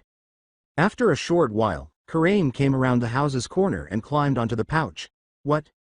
Simply keep your distance from her. I want you to stay away from Momo. Do you hear me? Izuku said. She doesn't know anything. He could just stand the idea of Momo getting hurt, and his chest was warming up, but not too much. With increasing annoyance in his voice, Karame repeated, Momo, Momo, Momo. First name basis, you've gotten close to her. I believed I advised you to keep your distance from her. She is most likely a hunter, just like her father. Otherwise, all you're going to do is put her in danger. Karame started to turn around, indicating that the discussion was coming to an end. You have no right to dictate to me how I should live, Izuku shouted. Kuriem hurriedly turned around and faced Izuku before approaching him and saying, You believe that your life is easy. It isn't. You believe your friend Kei knows everything there is to know about werewolves. To be honest, the world knows very little about our kind. I'm trying to protect you, Midoriya, but you don't understand. Then, by telling All Might, you have made my job more challenging. Paused, Izuku said, We're now brothers, Midoriya, as I mentioned. Karame said, You can't keep anything from me. Izuku came to the realization that if Karame was aware of his chat with All Might, was he also aware of One for All? Do you know about One? Karame would have to tell All Might if he knew. The world is now in balance because I know the truth about the quirk of the symbol of peace, so I don't care about other people's peculiarities. However, you are the problem, not him. When you're on the field on a Saturday, the aggression takes over. Everyone at the game will then be able to see you shift. Everything will fall apart when your friends, teammates, the opposing team, and your girlfriend see you. Karame turned, walked back up the porch, and vanished into the burned-out house. You're a smart kid, so why don't you stop acting like an idiot and make the right decisions? Karame asked. Izuku sighed, and as he looked at the location, Karame had vanished. If Karame would just mind his own business and avoid him, which he had made it plain he would not, all of his problems would be resolved. Izuku then looked down at the pile of fresh dirt and smelled blood. If he was in prison, Karame couldn't reach him. Izuku turned away from the house, took out his phone, and texted Kei, found it. After practice was over, Kei came running up to Izuku's room and asked, What did you find? How did you discover it? Furthermore, where did you locate it? Yes, I've had a lot of Adderall today, Izuku said, casting a worried glance at Kei. Tell me now. At Takeo, I discovered something. It's the other half of the body, I believe. I smelled blood coming from the fresh dirt pile in front of the house, which looked like it had just been buried. Izuku stated, I believe that's where Takeo killed the girl and is attempting to conceal it. That's fantastic. I mean, awful. That might lead to his arrest. Whose blood? Kei's right eye twitched slightly as he asked. I don't know, but we're going back and digging the body up tonight, Izuku said as he got to his feet. Your dad will be able to convict Takeo of the murder when we do. You helped me learn how to play lacrosse without changing, so I don't have to worry about him and can concentrate on the game now that he's been arrested and placed in jail. All right, that seems like a plan, but let's make sure the scent is the same first. I don't want to go digging up from old grandma and spend the rest of my life under a curse, Kei stated. Izuku grabbed a jacket and left the room, saying, Good, I heard my mother talking about the body at the morgue at the hospital, and with your quirk, we should be able to easily get in. But after a few moments, Kei cheered and held up his hands, saying, At last, you come up with a plan that requires me to use my quirk.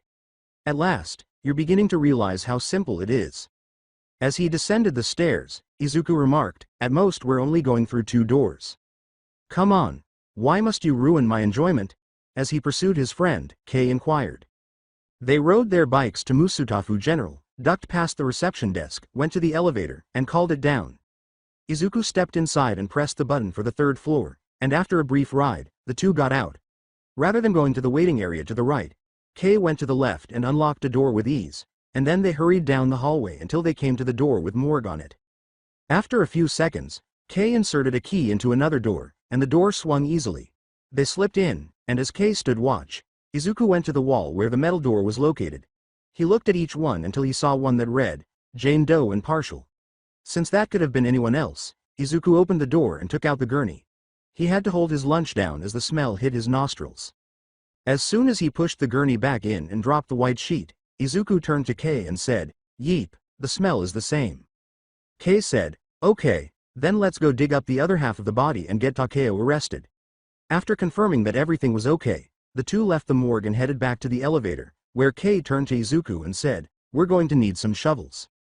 So, Izuku and Kei went to Kei's house and got a pair of shovels, and since the sun was going to set soon, they went to the park and waited for the sun to set completely before going to the Takeo house and locating the dirt pile. However, Izuku informed Kei that something felt strange as they were moving about. In a different way? Kei inquired. As they came to a halt at the dirt pile and gazed down at it, Izuku remarked, I don't know, just something. So we're about to rob a grave, identify a girl's body based on smell, then report to your dad and have a guy we barely understand get arrested for it. Kei pushed the tip of his shovel into the ground and started digging, saying, Yeep, and funny enough that's not the strangest thing we've done today. Izuku joined his friend right away, and they dug for the next hour. So what are we going to do if Takeo comes back? Izuku asked himself as they dug. As usual, the plan is the same. I go one way and you go the other. I wish you luck because he seems more interested in you, Kei said, pushing his shovel down and feeling it pass through something. We hit it. After some effort, the trap was discovered and they undid the rope. Together, they pulled the trap back, prepared to lose dinner over the sight of a girl cut in half, but as they revealed the body, they were met with the front half of a wolf. Kei knelt down and brushed some dirt away, exposing some rope and a trap. Izuku knelt down and assisted in moving the dirt away. Izuku simply stepped back, but Kei continued to scream and leap back. What is that? Izuku examined the body and declared, it's a wolf. As he caught his breath and looked up at the sky, Kei said, yeah, I can see that. When you said you smelled blood, I thought you meant human blood. Izuku sat down beside Kei and remarked, I don't understand the scent from both, they were the same, but I knew something felt different. Izuku nodded and picked up his shovel.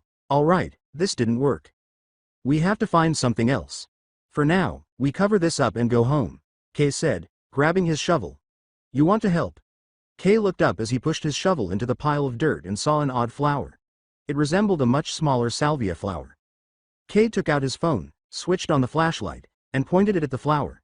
He noticed that the petals were purple and white, and he said, you see that flower? I think it's wolfsbane. Wolfsbane? Asked Izuku.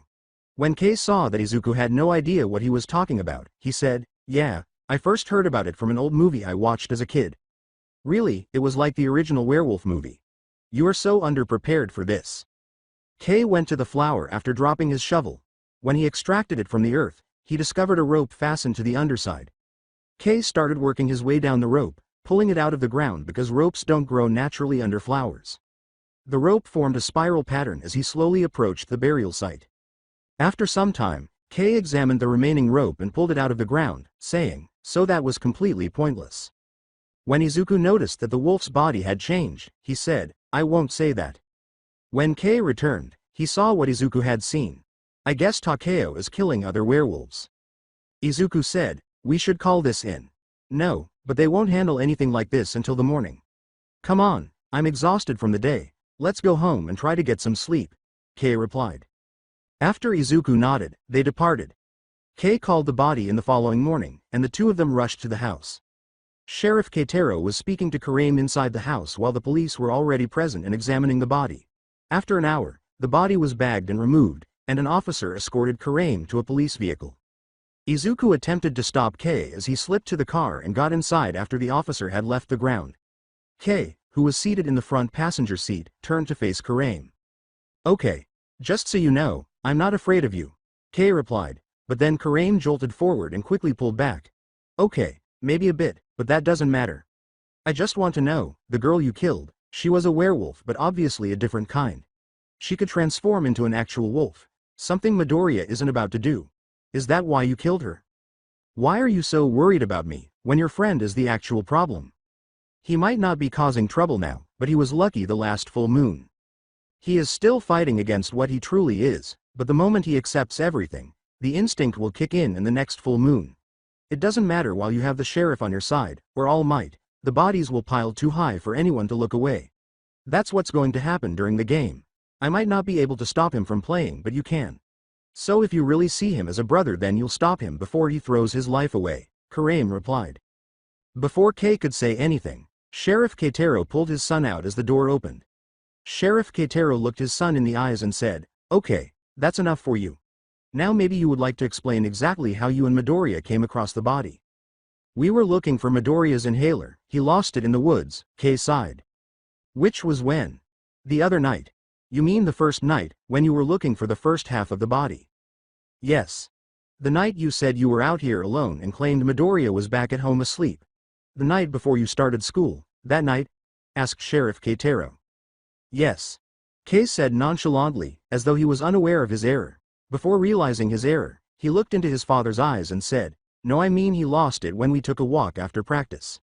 Sheriff Keitaro pointed to the park and landed on the ancient stone wall Kuriam had previously mentioned, saying, "You understand the trails for the park end about 60 yards in that direction.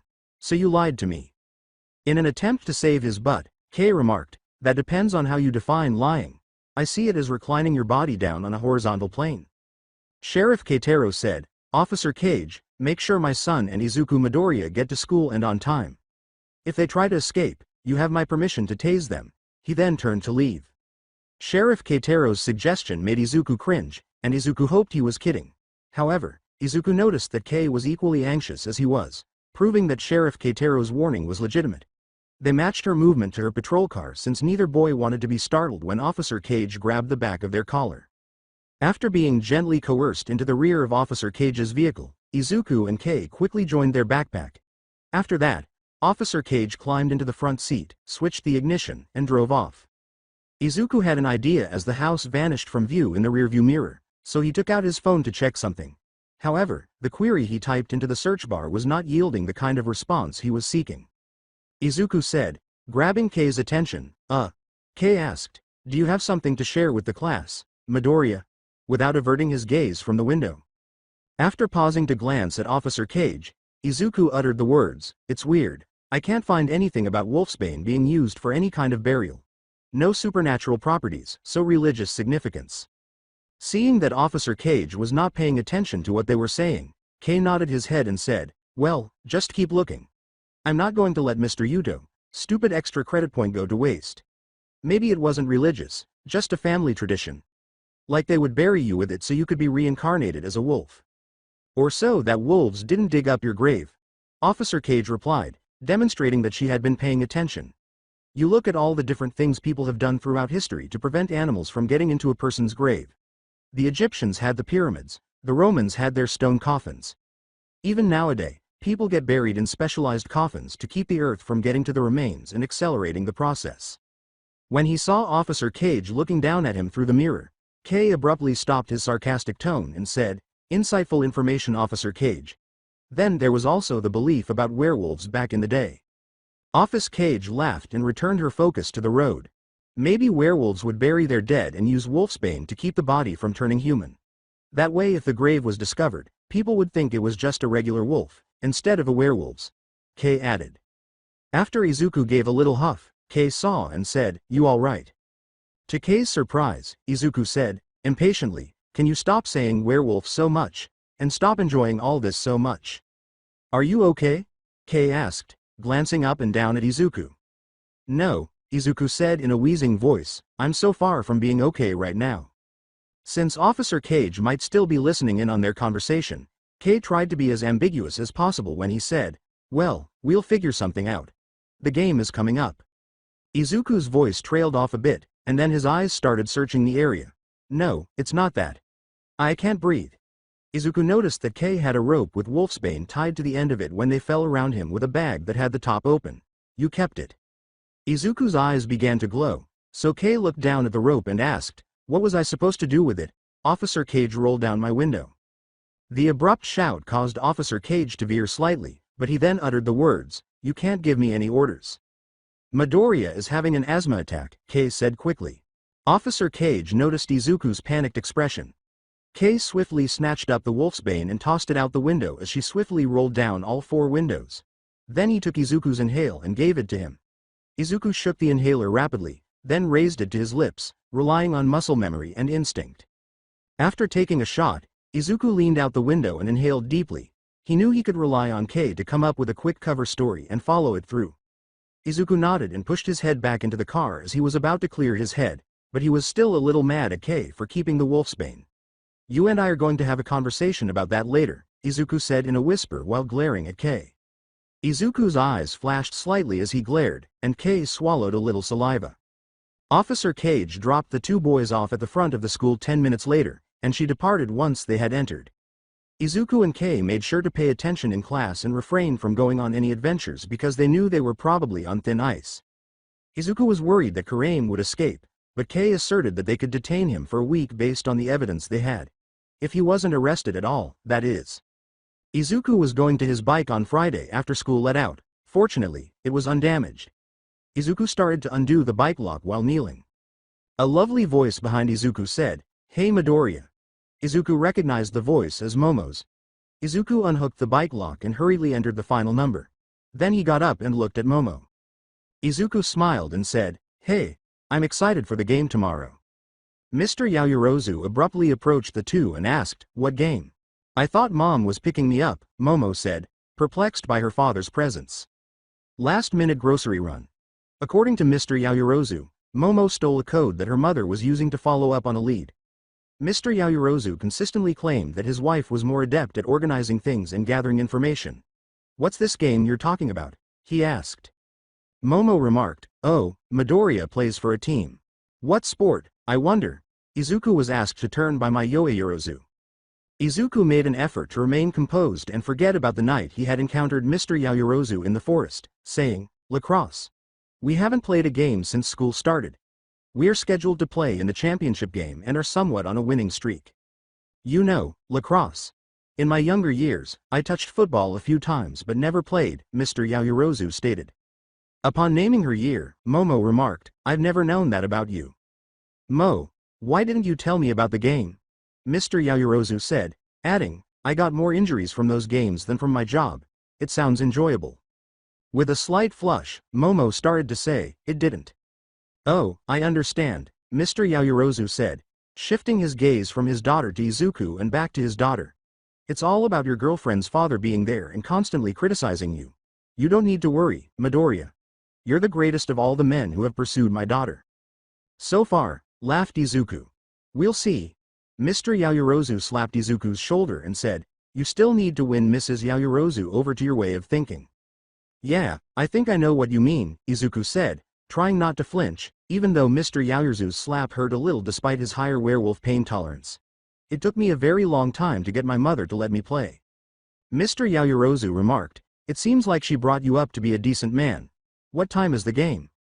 Izuku, who was certain that he wouldn't even have the chance to survive until the end of the game, went back to panicking. He and Kei were still working on controlling Izuku's werewolf powers, and even then, they were having trouble getting them to manifest. However, if Mr. Yaoyorozu was present and witnessed Izuku's shift, he could bid adieu to Ua, middle, and having Momo as a girlfriend. "The time is 6 o'clock. I am aware of the field's location." Momo smiled naively, and Izuku attempted to match. Mr. Yaoyorozu put an arm around Momo's shoulder and said, "Oh perfect, we'll be finishing up with dinner around then. We'll see you then, Midoriya." Since it was physically impossible for someone's heart to sink through their body, Izuku had never really understood the phrase, "one's heart sinking." However, as Mr. Yaoyorozu escorted Momo to the car, Izuku's heart sank, and he experienced a level of panic, fear, despair, depression, and worry that had never been experienced in his life before. He no longer believed he was going to die, but he knew he was going to die. Feeling hollow in his chest, Izuku rode his bike home, did the little homework he had left without thinking, and then just lay on his bed and gazed at the ceiling. He would die. He had a game of lacrosse planned. He was going to shift and play lacrosse. Mr. Yaoyorozu was going to observe him as he shifted. Izuku was going to die, and Mr. Yaoyorozu was going to witness it. He would die. Izuku slept with that fear and anxiety in his head. In his dream that night, he was standing in the center of the lacrosse field, with the sun setting and a long shadow over the grassy field. Wearing his jersey and pad, Izuku looked down to see that his lacrosse stick was broken in half on the ground, and it wasn't the only one. He also noticed that his gloves were off and that his nails had completely grown into claws. Izuku inhaled sharply and turned to face the field, which was littered with dead bodies, which he identified as those of team members and students. What made you murder them? When Momo screamed, Izuku looked up and over to the stands. She was crying and, as though she knew how to use a pistol, she had it drawn close to her chest, aimed at Izuku, and her finger on the trigger, ready to pull the trigger, but she was crying. Yaoyorozu, please. Izuku said, I don't, but Momo shot a bullet that passed directly in front of Izuku's eyes. Avoid trying to mislead me. Momo repositioned the pistol to aim at Izuku's head and remarked, You're a werewolf, you're not the Midoriya I know. As though defending himself from a melee attack, Izuku raised his hands and said, Wait Momo, please you have to listen to me. How much time? How long have you been a werewolf? Momo inquired in a broken voice. Did you get sent to sneak into our glide? Don't worry, Momo. Izuku stepped back and said, I love you. Izuku stopped when Momo winced and extended her pistol a little more, and she said, Momo, you must have faith in me. The day we first met, I turned into a werewolf, and it wasn't until your father hunted me in the forest that I realized he was hunting. Momo took a step forward, but it appeared as though she wanted to go in the opposite direction. Lies. Werewolves and the like are a disease in humanity. They gain powers of the devil, they kill and they hunt. It has been my family's fight for generations, she cried. No, Momo. I would never. Izuku's eyes darted back to the dead bodies as Momo said, Kill, feed on other people. Look around Midoriya. You killed everyone here. Your best friend. Izuku stepped back and stumbled over a body. Kei's lifeless body was staring at him as he turned to see who it was. At that side, Izuku almost puked. Mr. and Mrs. Yaoyorozu showed up beside Kei, saying, My father and mother. Momo exclaimed, Even your own mother, Inko Midoriya. After the first three, Izuku had hardly been able to handle it, but then his mother showed up beside him. As though to wipe a tear from his cheek, she extended her hand in a cupping motion.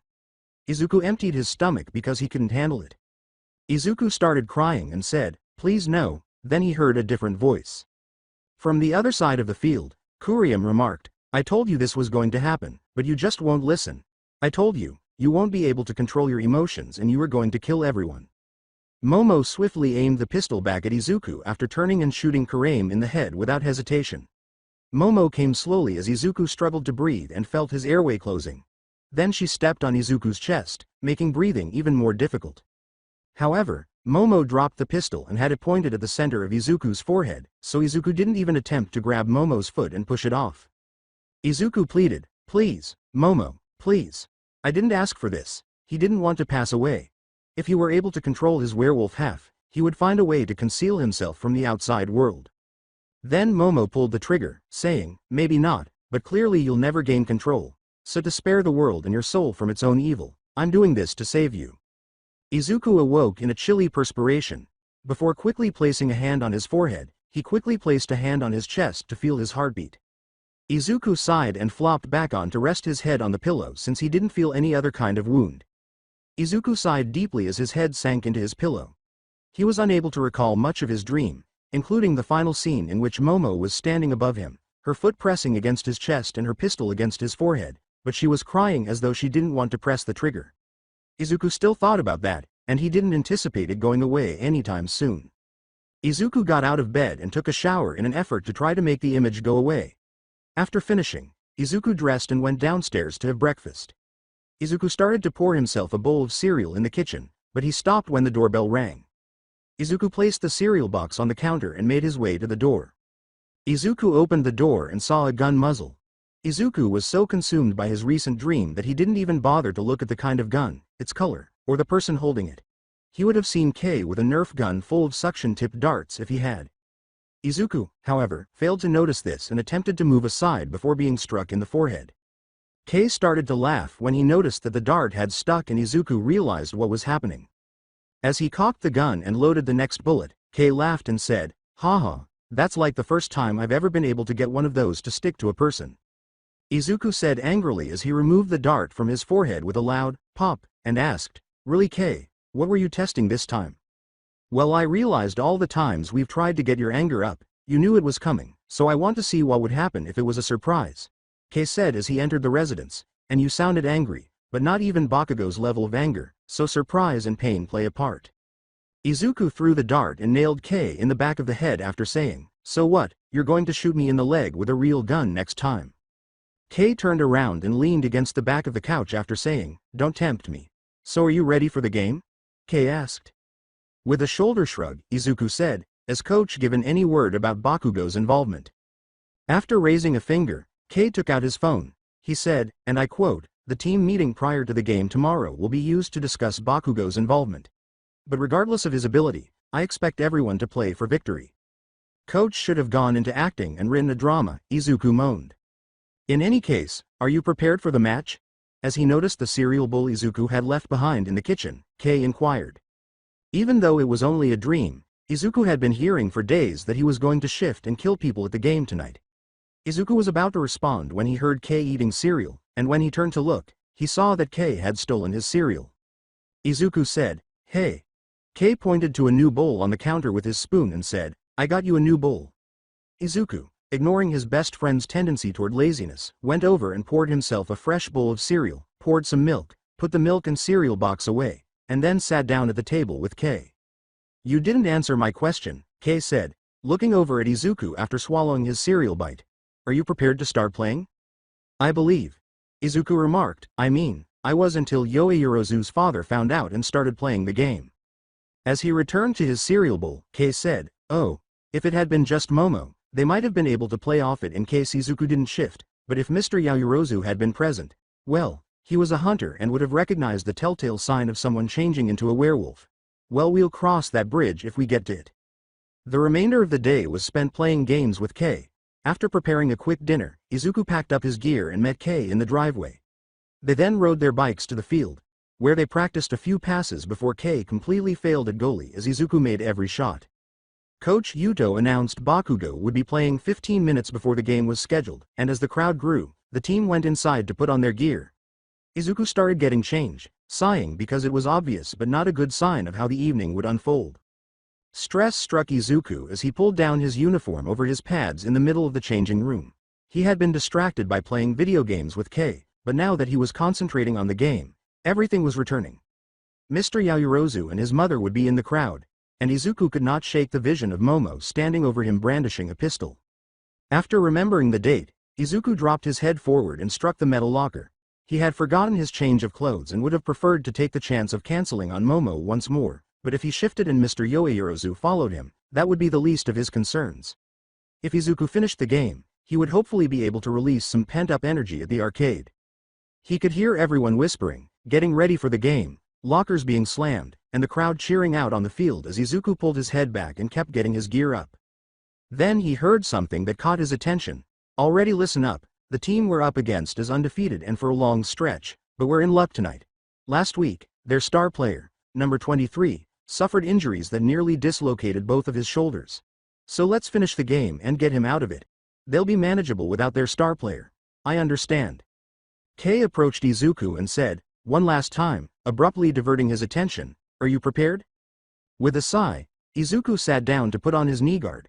"If I'm not, will you try to talk me out of it? All I'm trying to do is make sure you're competent. In essence, a few days ago, you acquired a quirk."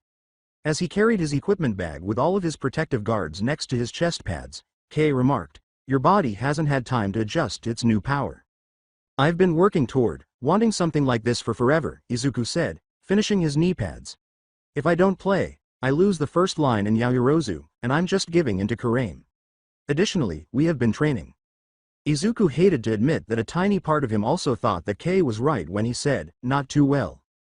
However, I believe I'll be able to control myself if it gets to the point where I start to feel like I'm changing.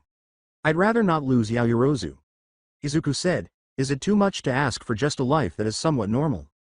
"Dude, she gave you a second chance for abandoning her at a party. If you step out and not play, she won't think less of you," Kei said as he took his seat. Izuku stated, "I'd rather not take that chance." "Therefore, you would prefer to take the chance of playing and shifting in public. Among them are Yaoyorozu, her father, your own mother, my father, and all of the other students.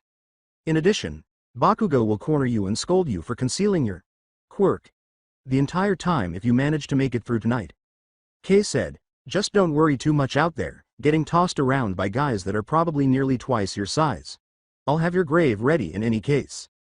"You know, you're not very good at pep talks," Izuku replied. If you pass away, may I have your All Might collection? Kei shrugged his shoulders. Having to laugh, Izuku remarked, no, I'm getting buried with those. Then Kei got up and gave Izuku a shoulder slap, saying, come on, you'll get great, and if you do shift, try to go for the other team, so they run out of players and get disqualified. As Kei started to leave, Izuku was trying to understand, and when he finally did, he raised his head and remarked, that kind of sarcasm isn't needed. As he left the changing room, Kei called back, maybe not for you. Izuku stood up and shook his head, looked at his helmet, and smirked as he thought that if he survived the game, he would have something to throw in Kuriam's face. He knew he could do this, he could control the bite, the gift as Kuriam called it, and he grabbed his helmet and took it out of the locker before heading out to the field. Izuku was approaching the bench when Mio stopped him, while the rest of the team completed the final pieces of equipment and turned to face their opponents. Izuku stopped, and Mio said in a strained voice, Midoriya. Izuku said, oh hi Mio. Mio looked at Izuku and said, I just want you to remember one thing for tonight. Izuku shrugged his shoulders, not understanding what Mio was talking about, and uttered, everything isn't about winning. Mio pretended to laugh and said, no, make sure Bakugo prevails because no one likes a loser. Izuku's face was filled with confusion as he tried to figure out why Mio was so possessive of Bakugo. They hadn't been dating before summer, so what had happened over the break? As Izuku followed her, he noticed that she was sitting down next to Momo and her father. Momo waved at Izuku, and Izuku waved back. Izuku then turned to face the bench, where Bakugo was seated next to Coach Yuto. How are your shoulders doing? Coach Yuto inquired. Bakugo said, fine, turning to face Coach Yuto. I just want to confirm that you're completely focused on tonight. I would prefer not to lose you midway through because the enemy seems to have some heavy hitters. Do you feel any pain? Coach Yuto inquired. Bakugo clicked his tongue after saying, no, are you certain? Bakugo nodded in response to Coach Yuto's question, what if I punched you in the shoulder? Then, would you experience any pain? Bakugo shook his head and got up to stretch, saying, if you feel any pain during the game, just. Bakugo looked at Coach Yuto, the only person he understood less than when Deku muttered under his breath. Coach Yuto hesitated, trying to think of the right words. Bakugo sighed as he moved further away from Coach Yuto. You got it, coach, he said. When the referee placed the ball in the starting position and stepped back, Bakugo and Izuku, who were on either side of the middle line, locked eyes as the whistle blew and the starting lines for both teams emerged onto the field. Hey, kid, said Sheriff Keitaro, putting his hand on his son's shoulder as he walked up behind Kei, who was back on the bench, his attention shifting between Bakugo and Izuku. Do you anticipate seeing any action on this particular day? Action? Kei asked, glancing between Bakugo and Izuku. Yes, I did mention that there would be some action tonight. On the field, Izuku was begging, pleading, and praying to whatever god existed that tonight wouldn't be too bad with every second after he had taken his place. He didn't care if they lost the game or if he got hurt, as long as he didn't shift. When the whistle blew, Izuku snapped out of his reverie and turned to see that their team had won the ball. Bakugo skillfully caught it in his net and started running down the field after the middle player tossed it to him. Because the defender was not going to let Bakugo get away with it, he threw the ball to the middle player as Bakugo was about to dodge him. It happened so quickly that even Izuku had trouble keeping up with the movements, and as soon as the ball left Bakugo's net, he spun around the defender, and the middle player caught it. As Izuku's teammate struggled to keep his feet under him, Izuku started searching for the ball and saw it on the ground. Without hesitation, Izuku started to run towards the ball, but Bakugo always found it, so when he saw Izuku aiming for it, he accelerated. The middle player took a step and started to throw it back to Bakugo, but he was hit from both sides. When Izuku and Bakugo arrived at the ball simultaneously, Izuku would have grabbed it, but Bakugo pushed him to the ground and took it for himself.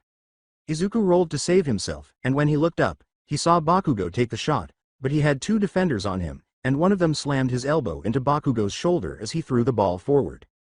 Izuku realized that what he had heard in the changing room had actually been the coach of the opposing team, who was having his player target Bakugo, particularly his shoulder, to get him out of the game as Bakugo had to take a knee and put a hand against his shoulder as the ball went into the net, earning them a point. The referee started to approach Bakugo to check on him, and as if sensing his presence, Bakugo got up and started to approach the small team huddle.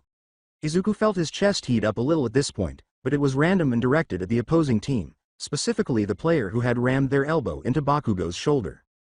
Izuku also got up and walked back to the starting position. Tonight was going to be a long night, And it was, as the away team was up 4-3 at the end of the fourth quarter after 6 more points were scored. The away team had been focusing on Bakugo the entire game, trying to hurt his shoulder with each hit. Izuku had begun to defend Bakugo, keeping the other team players from hitting him, but not every block was successful, and Bakugo continued to get back up after being hit. Bakugo wasn't alone, though, as Izuku was blocking more and more and making his presence known more and more. The opposing team would truck through him in an attempt to reach Bakugo, and he felt his rage growing with each hit he took. The away team had just scored their 5th point, and both Bakugo and Izuku had been knocked down. Izuku looked over the stand as he got up off the ground and saw his mother giving him a big thumbs up, but the sign that said, "Let's go Bakugo," was held up by Mio and Momo. Izuku snarled a little at that, his rage not only at the opposing team but also at Bakugo, who could have easily gotten the ball and passed the defender because he supposedly had the strength now. Izuku then turned to face his defender, wondering if that thought was accurate. Kei was keeping a close eye on Izuku as he walked back to his position, and he saw the sign and Izuku's stare. Kei quickly turned back to see the glow in Izuku's eyes, which was not the typical yellow glow that came from Izuku's werewolf shift, but rather a glow of focus, something that his werewolf instincts were sure to intensify. This night would not last much longer. Kei looked Izuku in the eyes once more and muttered, "This is not going to be good." His knee started to bounce and he had to put a hand on it to stop it. "Only to me," Izuku heard Bakugo say as he returned to his starting position and looked over at the small group of 3 teammates Bakugo was in. "But what if he's open?" During practice, Bakugo cut the player off, saying, "I don't care about practice. Deku is still useless and he'll make us lose the ball." Another player started to say, but was cut off. The other players nodded when Bakugo said, "Who's the captain? Me or you? And if you want to keep playing, then you'll not pass it to Deku." A third player said, "Got it, don't pass to Midoriya." Izuku turned his attention away and sighed as he saw the player who was defending him approach. He would demonstrate his strength to Bakugo. That he was strong enough to be a hero, strong enough to get past his defender. He was going to show that he was stronger now. Izuku felt this and tried to clear his head by knocking his hand against his helmet. He was able to control this feeling, this strength, and his anger. He was going to control it, and he could. However, if he wanted to be in charge, he might be able to use his strength freely. Showing that Bakugo's peculiarity was insignificant in comparison to the present Izuku received was the ideal way to put him in his place. Izuku kept his head down, growling slightly with each exhale. "You, bro," the defender said, observing, "You on something? Because you don't sound good." Izuku said in a gravelly voice, "I'm just fine." Bakugo glanced at Izuku on the opposite side of the field and noticed his stooped posture. The amount of white vapor leaking from Izuku's helmet gave the impression that he was about to run through someone. It made no difference, and Bakugo simply accepted it because the asthmatic Deku was already having trouble breathing and would soon be eliminated from the game. But as Izuku kept growling a little, his defender backed off a little because he was worried about getting caught in the middle of something. Given the bizarre world they lived in, it was a wise move, but ultimately the defender didn't gain much from it. Mio made the decision to encourage Bakugo a little more as the referee put the ball down and the player entered the position. In response to Mr. Yaoyorozu's question about which Midoriya was, Mio promptly gave his jersey number along with the statement, otherwise known as the only player on the field not to get the ball once. After taking a quick glance at the scoreboard, Mio turned to Momo and said, "Yaoyorozu, a little help. We need to win this." After glancing at the sign, Momo turned to face Izuku. He didn't look good and was stooped over. In the hopes that it wouldn't give the wrong impression, Momo resigned and assisted Mio in holding up her sign. Sadly, it gave the wrong impression to Momo, Izuku, and the player who was standing up for Izuku. Izuku was certain that his eyes were glowing when he saw the sign, and he felt the heat in his chest increase even more. Izuku's snarling intensified just before the referee blew his whistle to begin the round. Izuku's focus returned to the center, where the opposing team was able to snag the ball. The opposing team's middle player then surprised Izuku by tossing it to his side. As he stepped back to catch the ball, Izuku's gaze quickly returned to his defender. Then Izuku's rage started to flow. He jumped and ran forward. His waist was level with his opponent's chest because he had leapt so high. Izuku snatched the ball from the air and sprang forward as soon as his feet touched the ground. The defender fell backwards and struck their head on the ground as he drove his stick into them. Izuku, however, didn't care. His rage ignored the defender, who remained on the ground, and he started to concentrate on the player in front of him. He was going to make sure he scored a point even though they were all obstructing his path to the goal. Izuku was getting ready for the infield defender when he took off down the field. Izuku broke the second defender's ankles after juggling the first one. The third defender, the largest member of the away team, then arrived. Izuku was not concerned about trying to avoid him. Izuku leapt and rolled down the player's back as he lowered himself to strike him. Izuku took 2 steps as soon as he was clear, and then he raised his lacrosse stick as though he was aiming for the top middle. Izuku swiftly shifted all of his weight to spin his lacrosse stick down after spotting the goalie defending there. Then he passed the ball between the goalie's legs after flicking it forward. Izuku's chest continued to heat up as he inhaled, but as he let out a breath, he understood that he didn't have to feel as furious as he was. He had established himself and scored the point. If he continued to behave in that manner, he would simply end up like Bakugo. The heat in Izuku's chest then subsided even more as the crowd's cheering reached his ear. Although it didn't completely vanish, Izuku thought he had control over it. He then raised his hand in triumph as he faced the crowd. Bakugo and Mio were the only people who did not cheer. Izuku was surrounded by his teammates as he made his way to the center of the field, where he received slaps on the back and high fives. Izuku's concern about shifting and killing someone was in the back of his mind. He was just going to enjoy himself for the moment. All right, pass to Midoriya.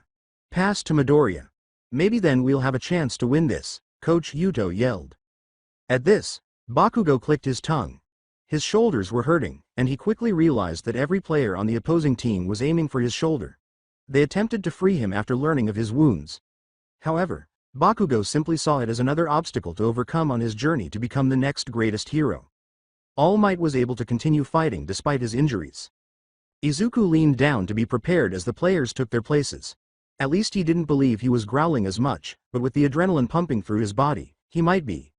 Izuku was poised to score another point when the referee blew the whistle. However, the ball was not passed to him, in contrast to Coach Yuto's order.